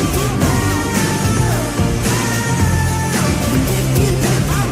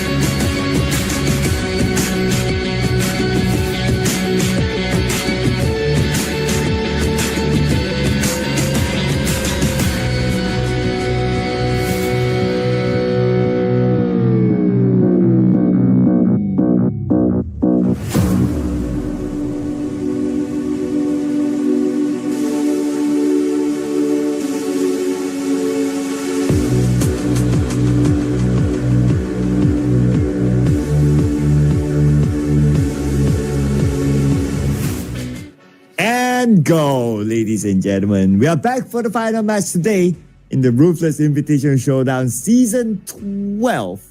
And we're still here with you. My name is Sir Cloud, together with my buddy here, Contra. So, final game, and we have not got a single prediction right today. It's been so hard. Yeah, it's a little rather unpredictable because like a lot of these teams are actually pushing super hard to make their way into the finals as well. So it's been, so many great names that's been able to actually seize it. Talent managed to back themselves a win. Very calm, very calculated. And now, if you take a look at the list of names, it's been 3 chicken dinners so far for Indonesia tonight. Is that a hint? Maybe there's going to be a combo breaker coming along the way. Oh, that's not helping. I have no clue who I'm going to be voting for, but I really got to take a look at the list of groups that's going to be playing right now. So, Group B versus Group C. So, tough picks. Okay. I think that... Oh, man. I was thinking of rooting for Kodak once, like for tonight, but... Oh, too late. A little late for that. It's okay. Now, I'm thinking maybe, just maybe, Boom Esports is gonna make this splash finally. Ooh. I kind of had their name on my mind, but we haven't get the best of Boom Esports today. I mean, I don't know, man. It's like this very torn feeling of like yes or no. Like I'm really like in between now. Yeah, I mean there was that one round where Yummy has been able to bring those 8 pointers back. So I think that kind of convinced me a little bit more since Secret they're also not playing this round. There was also no Kodak. So I think this is definitely a decent call, and consider the fact that RQ is also not being involved. I mean, there's still D-Saber, Team Flash, BTR that are really, really strong in this matchup, so it could be anyone. Oh no. We still have to do this. Boom Esports. Okay. Booming for Contra. I don't know by now. Yeah. There's AST, there's Four Tribes as well. But also, I feel like it's been rather inconsistent coming from them. So maybe the SA teams can break the streak. What do you think? Oh man. Okay. Let's go. APG. Are they? Not Okay. All right. Are they? Okay, they are in the group, but they're in the lobby, right? Just get a confirmation. I think they were in Group A, wasn't it? Okay. Okay, they're in the lobby. Okay, so all right, let's not think too much. Let's put in the boys of APG. Okay, now let production make its big. Let's go.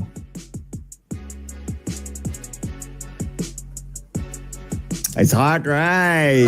Yeah, that's how it feels like. I know everyone's kind of desperate for some points right now. Production still wants to take the lead. He's not willing to settle the truth for a truce with me, with those 3-pointers out there. So, Team Flash. Ooh. Okay. First shot, I mean, you saw Team Flash today. They've been really showing up strong. But then again, in Miramar, I feel like sometimes they take too many fights. That's kind of my thoughts on Team Flash. Can they secure the chicken dinner if they play a little cleaner? Surely. Not gonna lie, right? Like, besides APG, Team Flash was also one of those teams that were hovering on my mind. So production picked it. Let's see how it goes, whether I'll regret it or not. But yeah, I guess if Team Flash can win those fights, like what you said, right? They like to take those early fights in Miramar, then maybe they can stand a chance. But by now, I really don't know anymore. Like, who's gonna get it? There's not that one team that consistently dominates. Like some of the seasons that we've seen before, like, it's cheating if you take this team because they're just running away with everything. DRX. I don't know. Yeah, well, I think it was D plus Kia at some point. Yeah, it's either D plus Kia or DRX. Like the current teams, they were built different. I mean, because they really take all these usual protocols that they have in tournaments to still be implementing. I mean, that is very good practice, so that when you go into a global tournament, that you don't need to change too many things. You stay to the same, and usually, you get slightly better every step of the way. That's how you actually win titles.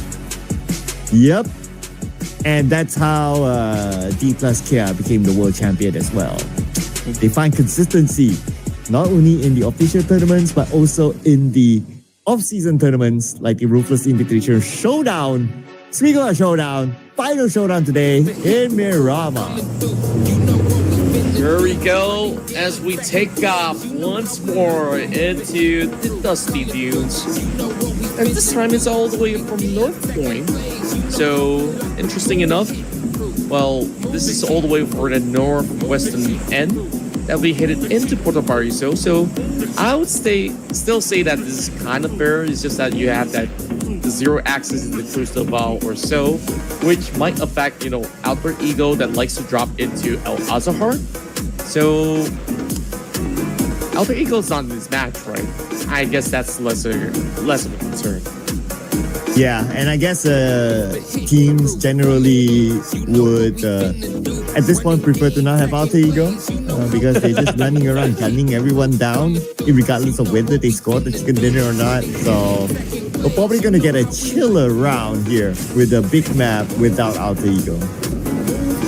Sure enough, you may say that it's chill, but I think that these teams, they love to actually go on that early brawl. BTR, folding alongside 1-2-2 split, having two members inside of their usual power grid. I think that they're kind of sniffing around for some of these members of Word. And once again, gun barrels, a Winchester in hand, and 4 tribes. Oh, they get the dip. And actually, they're the ones being chased by Sem9. Oh, okay. And Sem9 caught too. Looking for the remaining members of 4 Thrives. At the same time, Circle is on the left side, Monte Nuevo, where 4 Thrives and Sem9 is at. So if Sem9 can win this fight clean, they will be rewarded with the middle of Circle to play with. I think even in past seasons, we've always seen these two teams actually fight for this area of play. And most often than not, 7-9 did manage to come up ahead. I would say that it will remain the same, but overall, Warcraft have finally found their weapons. And here comes the big swing. They actually find the tag. I'm not too sure how to pronounce his name. Is it Tosso or is this actually a big eye guy staring at us? Oh, I can't believe you read it as torso, but okay. The moment I see it, it's a big eye guy for me, but that's for luck, by the way. And let's see if Falak can pull this one off. Looks like the answer is no. And Darren made Google out of him. And that's 4 tries eliminated, but he still got 1 point out of that. Yeah, and take a look at that. All those 3 points were actually secured by 7-9. And I think this is about enough bullets. Okay. Coast is clear, 7-9. You're safe. You're safe. All right. Let's go to another side, right? Okay, let's talk a little bit on what just went on. 4 tries versus 7-9.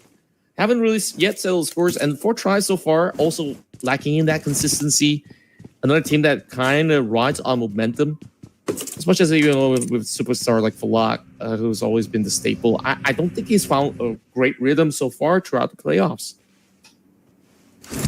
Yeah, I think that's a good point though. Like we don't really get to see the best out of Falak, like how we've seen before. And I guess that's why overall 4 tries, they've been doing okay, but they are not 100% safe yet. But I have a gut feeling that we will still get to see 4 tries in the finals. Yeah, I have a very strong feeling that, they're not showing the ace in the hole just yet. So I think by the time it comes to grand finals, maybe, like if ASI 8 can even make it through, maybe that's where they really put a whole lot more focus on the usual fragging ways. I feel like this time around, even 4 tries, playing a little bit more passive than usual. Oh, but look at this. AZ, they're not playing passive. They're moving towards where SM9 is at. And after looking at the elimination feed, they must be telling themselves that, hey, you know what? SM9 only has 3 players and they normally drop in Monte Nuevo. So I guess they must be thinking to themselves that let's try to take advantage of the manpower situation and see if we can get something out of SM9.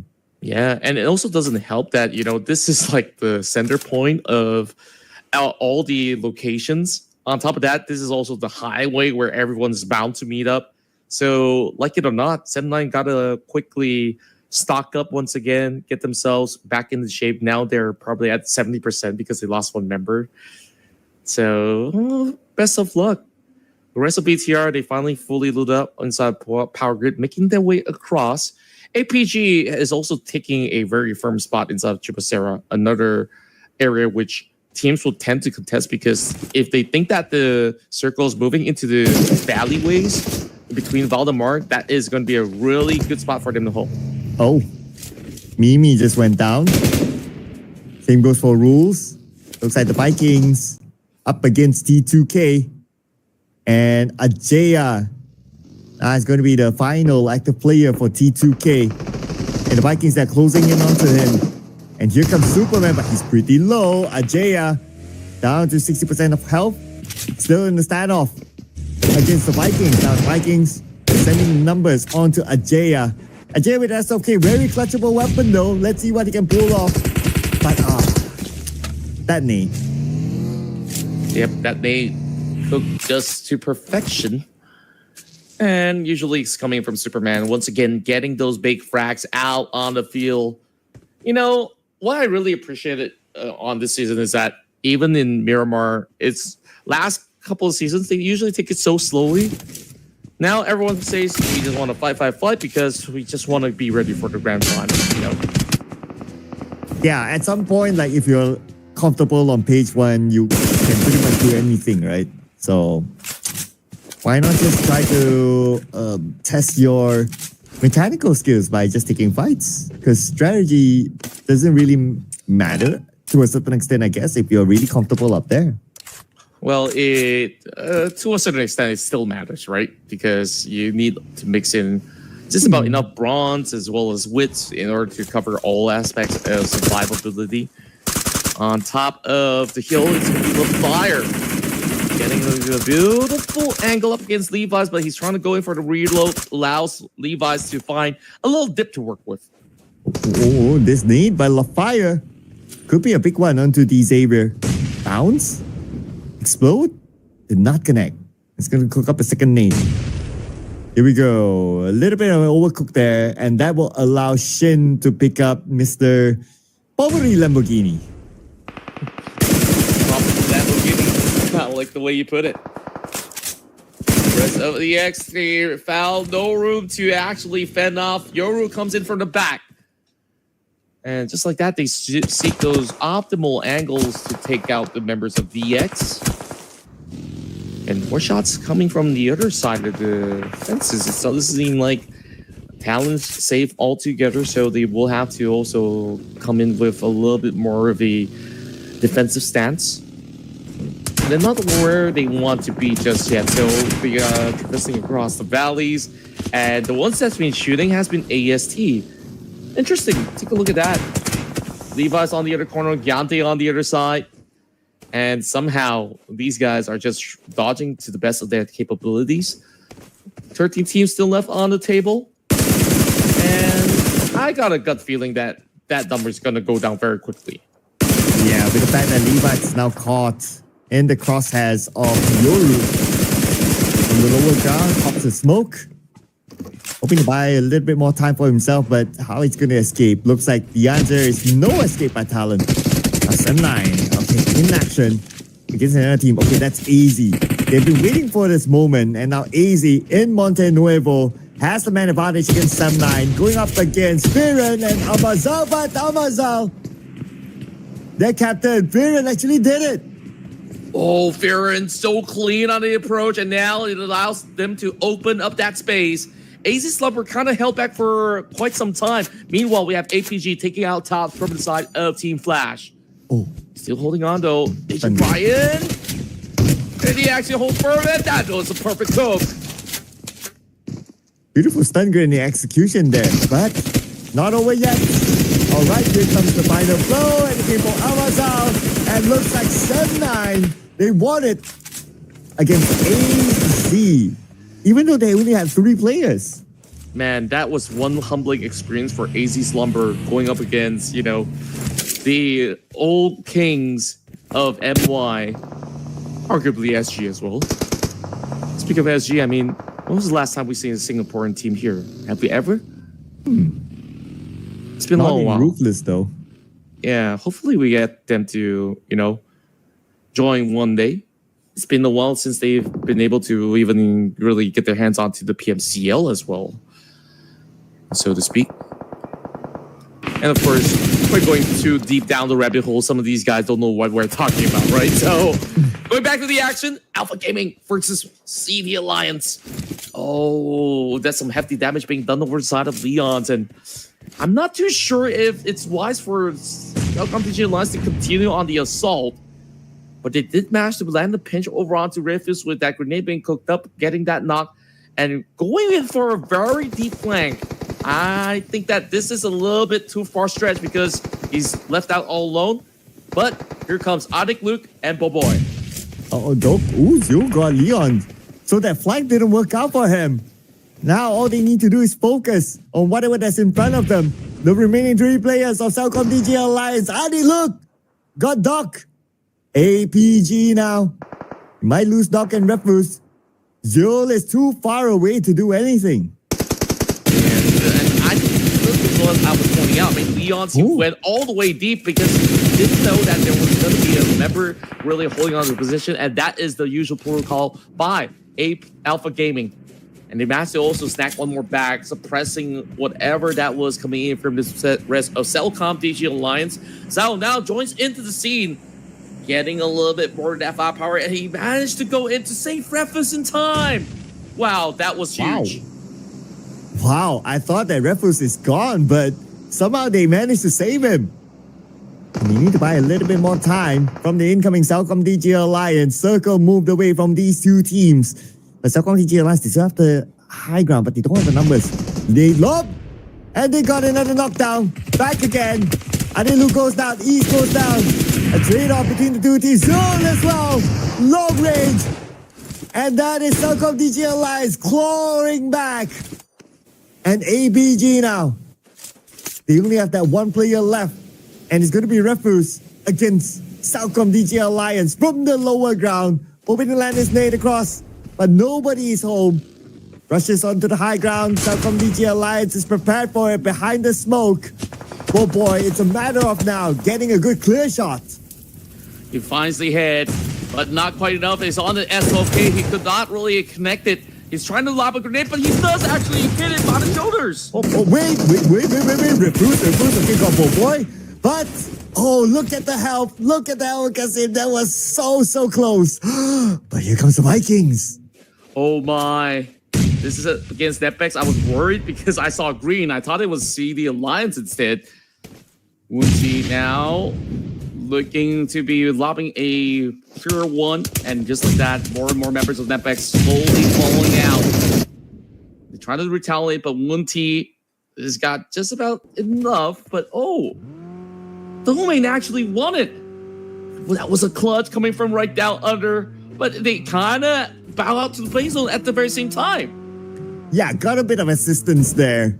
I guess the fight went a little bit too long. And because of that, now we are in the top 8. So every team is now starting to collect placement points. Wonder how many teams are on the outside still. Okay, we have Talon in the blue. No indication of any other team on the outsides yet. A BTR, okay. So they're fielding Optimus, Curin, Bumblebee, and Federal. That's the same lineup that we've seen before this. But they're playing on the inner side this time. So I don't know if this round is going to be one of those rounds that BTR actually performs. No clue whatsoever. I mean, so long as they're actually having a very steady start, I think it's absolutely okay because they're already making their way to the top 8 without much of a hassle. And keep in mind, I mean, pride is at stake here because Team Flash is also in this lobby with the same amount of points. So these teams, they're trying to make the top 4 cut. And likely than not, if they can actually play the style, you know that they will only go guns blazing towards the late game. And we still got plenty of space to go. BTR, they were smack dab in the middle. No other teams were actually converging upon them. But I kind of like the position of Boing Donkey, and I guess not so much after the shift, because it's going back to Ladriella. Advantage to Sem9, but there's only 2 members left. 2 more on top is going to be Talon holding out. The rest of Boom Esports, I think they were just right on time with this call to rotate from the blue zone. And finally, they get to get a little bit of an advantage moving late. Yeah, they're going to get a clear entry. No other teams on the right side. But it's probably going to be hard for Team Flash now. The fact that Celcom DG Alliance knows that they are just below them. On the other side, we have Boyne against Tribe or Messi. And Joe is kind of low, but he's forced to move because of this molly. Great lob out there coming in from Sun Potato, but I think that most is absolutely overwhelmed, having no space to actually play with it. Right, Messi got that all bunched up. Oh, that was very risky attempt coming from inside of Boing Donkey, and now it's a lot back and forth trade between the two. AST so far doing an immense job to keep the pressure onto the rest of the members of Boing Donkey, and they could not step out of the cathedral. At least these 2 teams are in the circle, so they can hold their position if they really want to. But check out what's happening at the north of the minimap. Sem9 is moving in. So they could be the one to shake things up between these 2 teams. Yeah, perhaps a little bit of that helping hand from your neighbors will be able to crack this case open. Delta, though, just slowly seeing if there's going to be any kind of opportunities that he could just close his way right through, but he's just rocking back and forth. I mean, this ain't a swing, my guy. But then again, I mean, they can afford to go for a little bit, and they managed to find a package for AST to supplement their firepower. Oh, nice long-range tap by Zeta. But Rick will be able to heal up. Not going to be a problem. Can't see the same for Mochi though. Gun down somewhere else. must be one of those long range shots. Yeah, based on the minimap, yeah, it's a long range, so Gacho should be able to pick him up. Not going to be a problem. I kind of wonder what exactly is in the crate because Yante did not pick up like a crate weapon. If it's an AWM, maybe it could have actually helped them a little bit more. Maybe it does not come with a scope, then it doesn't matter at all, you know? So, back at it. Delta on the other corner. You know, the meta that I really do miss is like the snipers meta. The era where, you know, Luxy and a couple of like players like G9, they thrive. And ever since, you know, DBS went out of the crate, everybody's relying on the DBS. And then you got the micro Uzi meta. And now the S12K era is here. So it becomes a little bit more vibrant, a lot more engaging in a sense, rather than hiding behind walls. But even despite so, I mean, it doesn't change the fact that you're playing in Miramar. Sometimes these DMRs and as well as snipers actually does wonders. I get it. We all like it long range. Long and sharp. And painful at times. Yeah, one tap. Bam. Yeah. You're down on the ground. Yep. Hope we're actually talking about the same thing, you know? Like, Oh yeah, we're talking about AWM, you know. AWM, Car 98K. Yeah. What else was there? I mean, Mini 14s are still pretty popular. Speaking of which, Kyorin's actually wielding it. So, thank goodness BTR doing the right thing. And let's see if BTR can actually find their way in with this Mini 14. The Team Flash is on the other side. Okay, we have a good amount of teams at the southern side that needs to move in. And that includes some of the Alliance taking the highest spots. Very good call here to go up onto this mountain so that they will have the peak of this area at least. Yeah, they're going to garner so much control right now. Not too sure about BTR. I mean, they're just moving on and about. They're just by the far south corner. The rest of Voing Donkey. Seeing no need to move. I mean, they're still in the portions of the zone, so they're just going to play super defensive. AST, however, I think that in the next shift, will they still be in it? It's a big wonder if they do. But here comes Bumblebee. Oh, okay. Federales will open up with a DBS to get that win against Win. How ironic, but that's the case.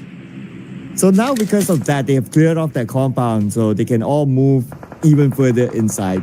So we're going to check out what's happening on the right side of the circle right now with Boom Esports. Yummy is the MVP. He's down and he's kind of far away from his teammates, so I doubt he can be saved. Yeah, it's a tough call to make if they really want to risk themselves going for that save. Cellcom DG Alliance, happy to sit put. And there's really nobody else to be challenging Cellcom DG Alliance right now. So they're marking onto that member Boom, holding him hostage. There's everyone up there on the hillside, which they could not really connect towards. I think he's actually landing a pickup with that buggy that he has just to ensure that they all will get together into journeying across the zone. That's pretty much it. But instead, they hunkered down. The rest of Talon Esports this time playing a little bit more differently, being a little bit more active. They had that fight that went their way, losing 2 members, but securing themselves at 4 points. They go for a back-to-back win is a very huge question. Also keep in mind, 21 spot. Void Donkey is still in the game. Yeah, they're playing very, very passively, but what if they score a chicken dinner? Do you think it's enough for them to move up the charts? Good question. It definitely put them in a good spot because let's not forget we still have tomorrow, right? And what are the chances right now? Okay, looking at the current circle on the left side, number one, they'll be able to potentially farm a few eliminations out of Triper Messi, maybe Team Flash. And then they still have the circle. They can still move in further, assuming that Celcom DJ Alliance and BTR will be busy with each other. So yeah, I guess so far for this round, Voin, they have a good chance. And if they can score that one, like what you said, it'll put them in a good spot to potentially move into the grand finals after tomorrow. Yeah, and now this is definitely a high pressure for the rest of Void Donkey, risking elimination, which is why we definitely understand that they are playing very passively, right? Like, you don't want to suffer more losses. Now, at least they secure top 8. I mean, if you bow out now, that's only 1 point. So right now, I think it's about time that we can the circle just close faster. I don't know. I think it's just a normal room card instead of the esports room card where, you know, we follow like the usual speed of how it actually closes up. But I could be wrong. Zeta catches over onto Rick. So that is one initiation, and he does actually find Federalis as well. Void Donkey, they're onto something, and now they add 3 points to the tally. Okay. And Void right now, they have 3 eliminations. So they're doing so far so good, and they're the only team that pulls squad. We've seen it time and time again today that if at this stage, you are the only team with a full lineup, you stand a good chance of scoring the chicken dinner. Yeah.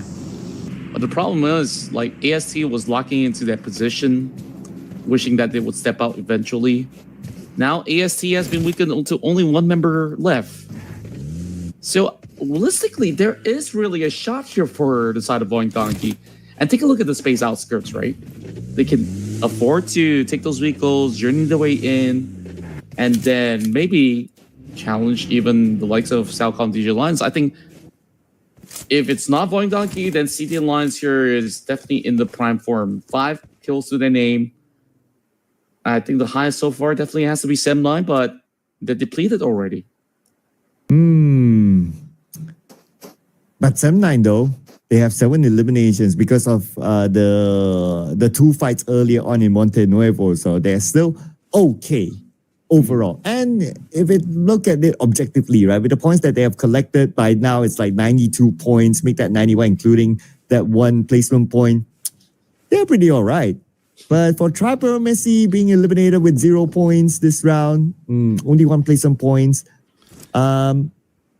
Overall, also still okay. So I wouldn't be too worried about Trapper Messi now. Look at Bose though. He spots out Curine. He spots out Bumblebee, but he does not know which one to shoot first and foremost. Hiding right by the zone, and the blue zone's already coming in. He's gonna look for that trade. And they don't suspect anything at all. Is it gonna be it? Okay, he found the angle. There we go. Okay, that's one. Did he get the second one? No second one. He was close though, but gotta give it to Curine's reaction. That was fast. Yeah, he needed to really make the right swings. Maybe if he picked on to Curine first, then you saw the hit was being turned the other side for Bumblebee.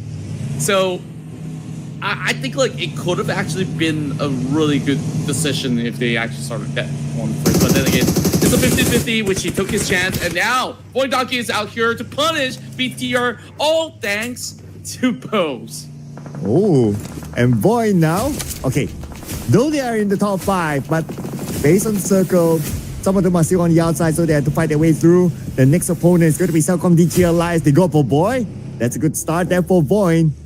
And Zeta sees a player of 7-9 on the other side, and that's going to be Firen. So the moment he moved in, gets knocked down by Leon's Celcom DJ Alliance, not willing to let go of their position for Void. Wow, Void Donkey right now knew that it was the right time to strike. Now moving into the top 5 already. The nades are falling right through, and this is the opponents that they want to meet.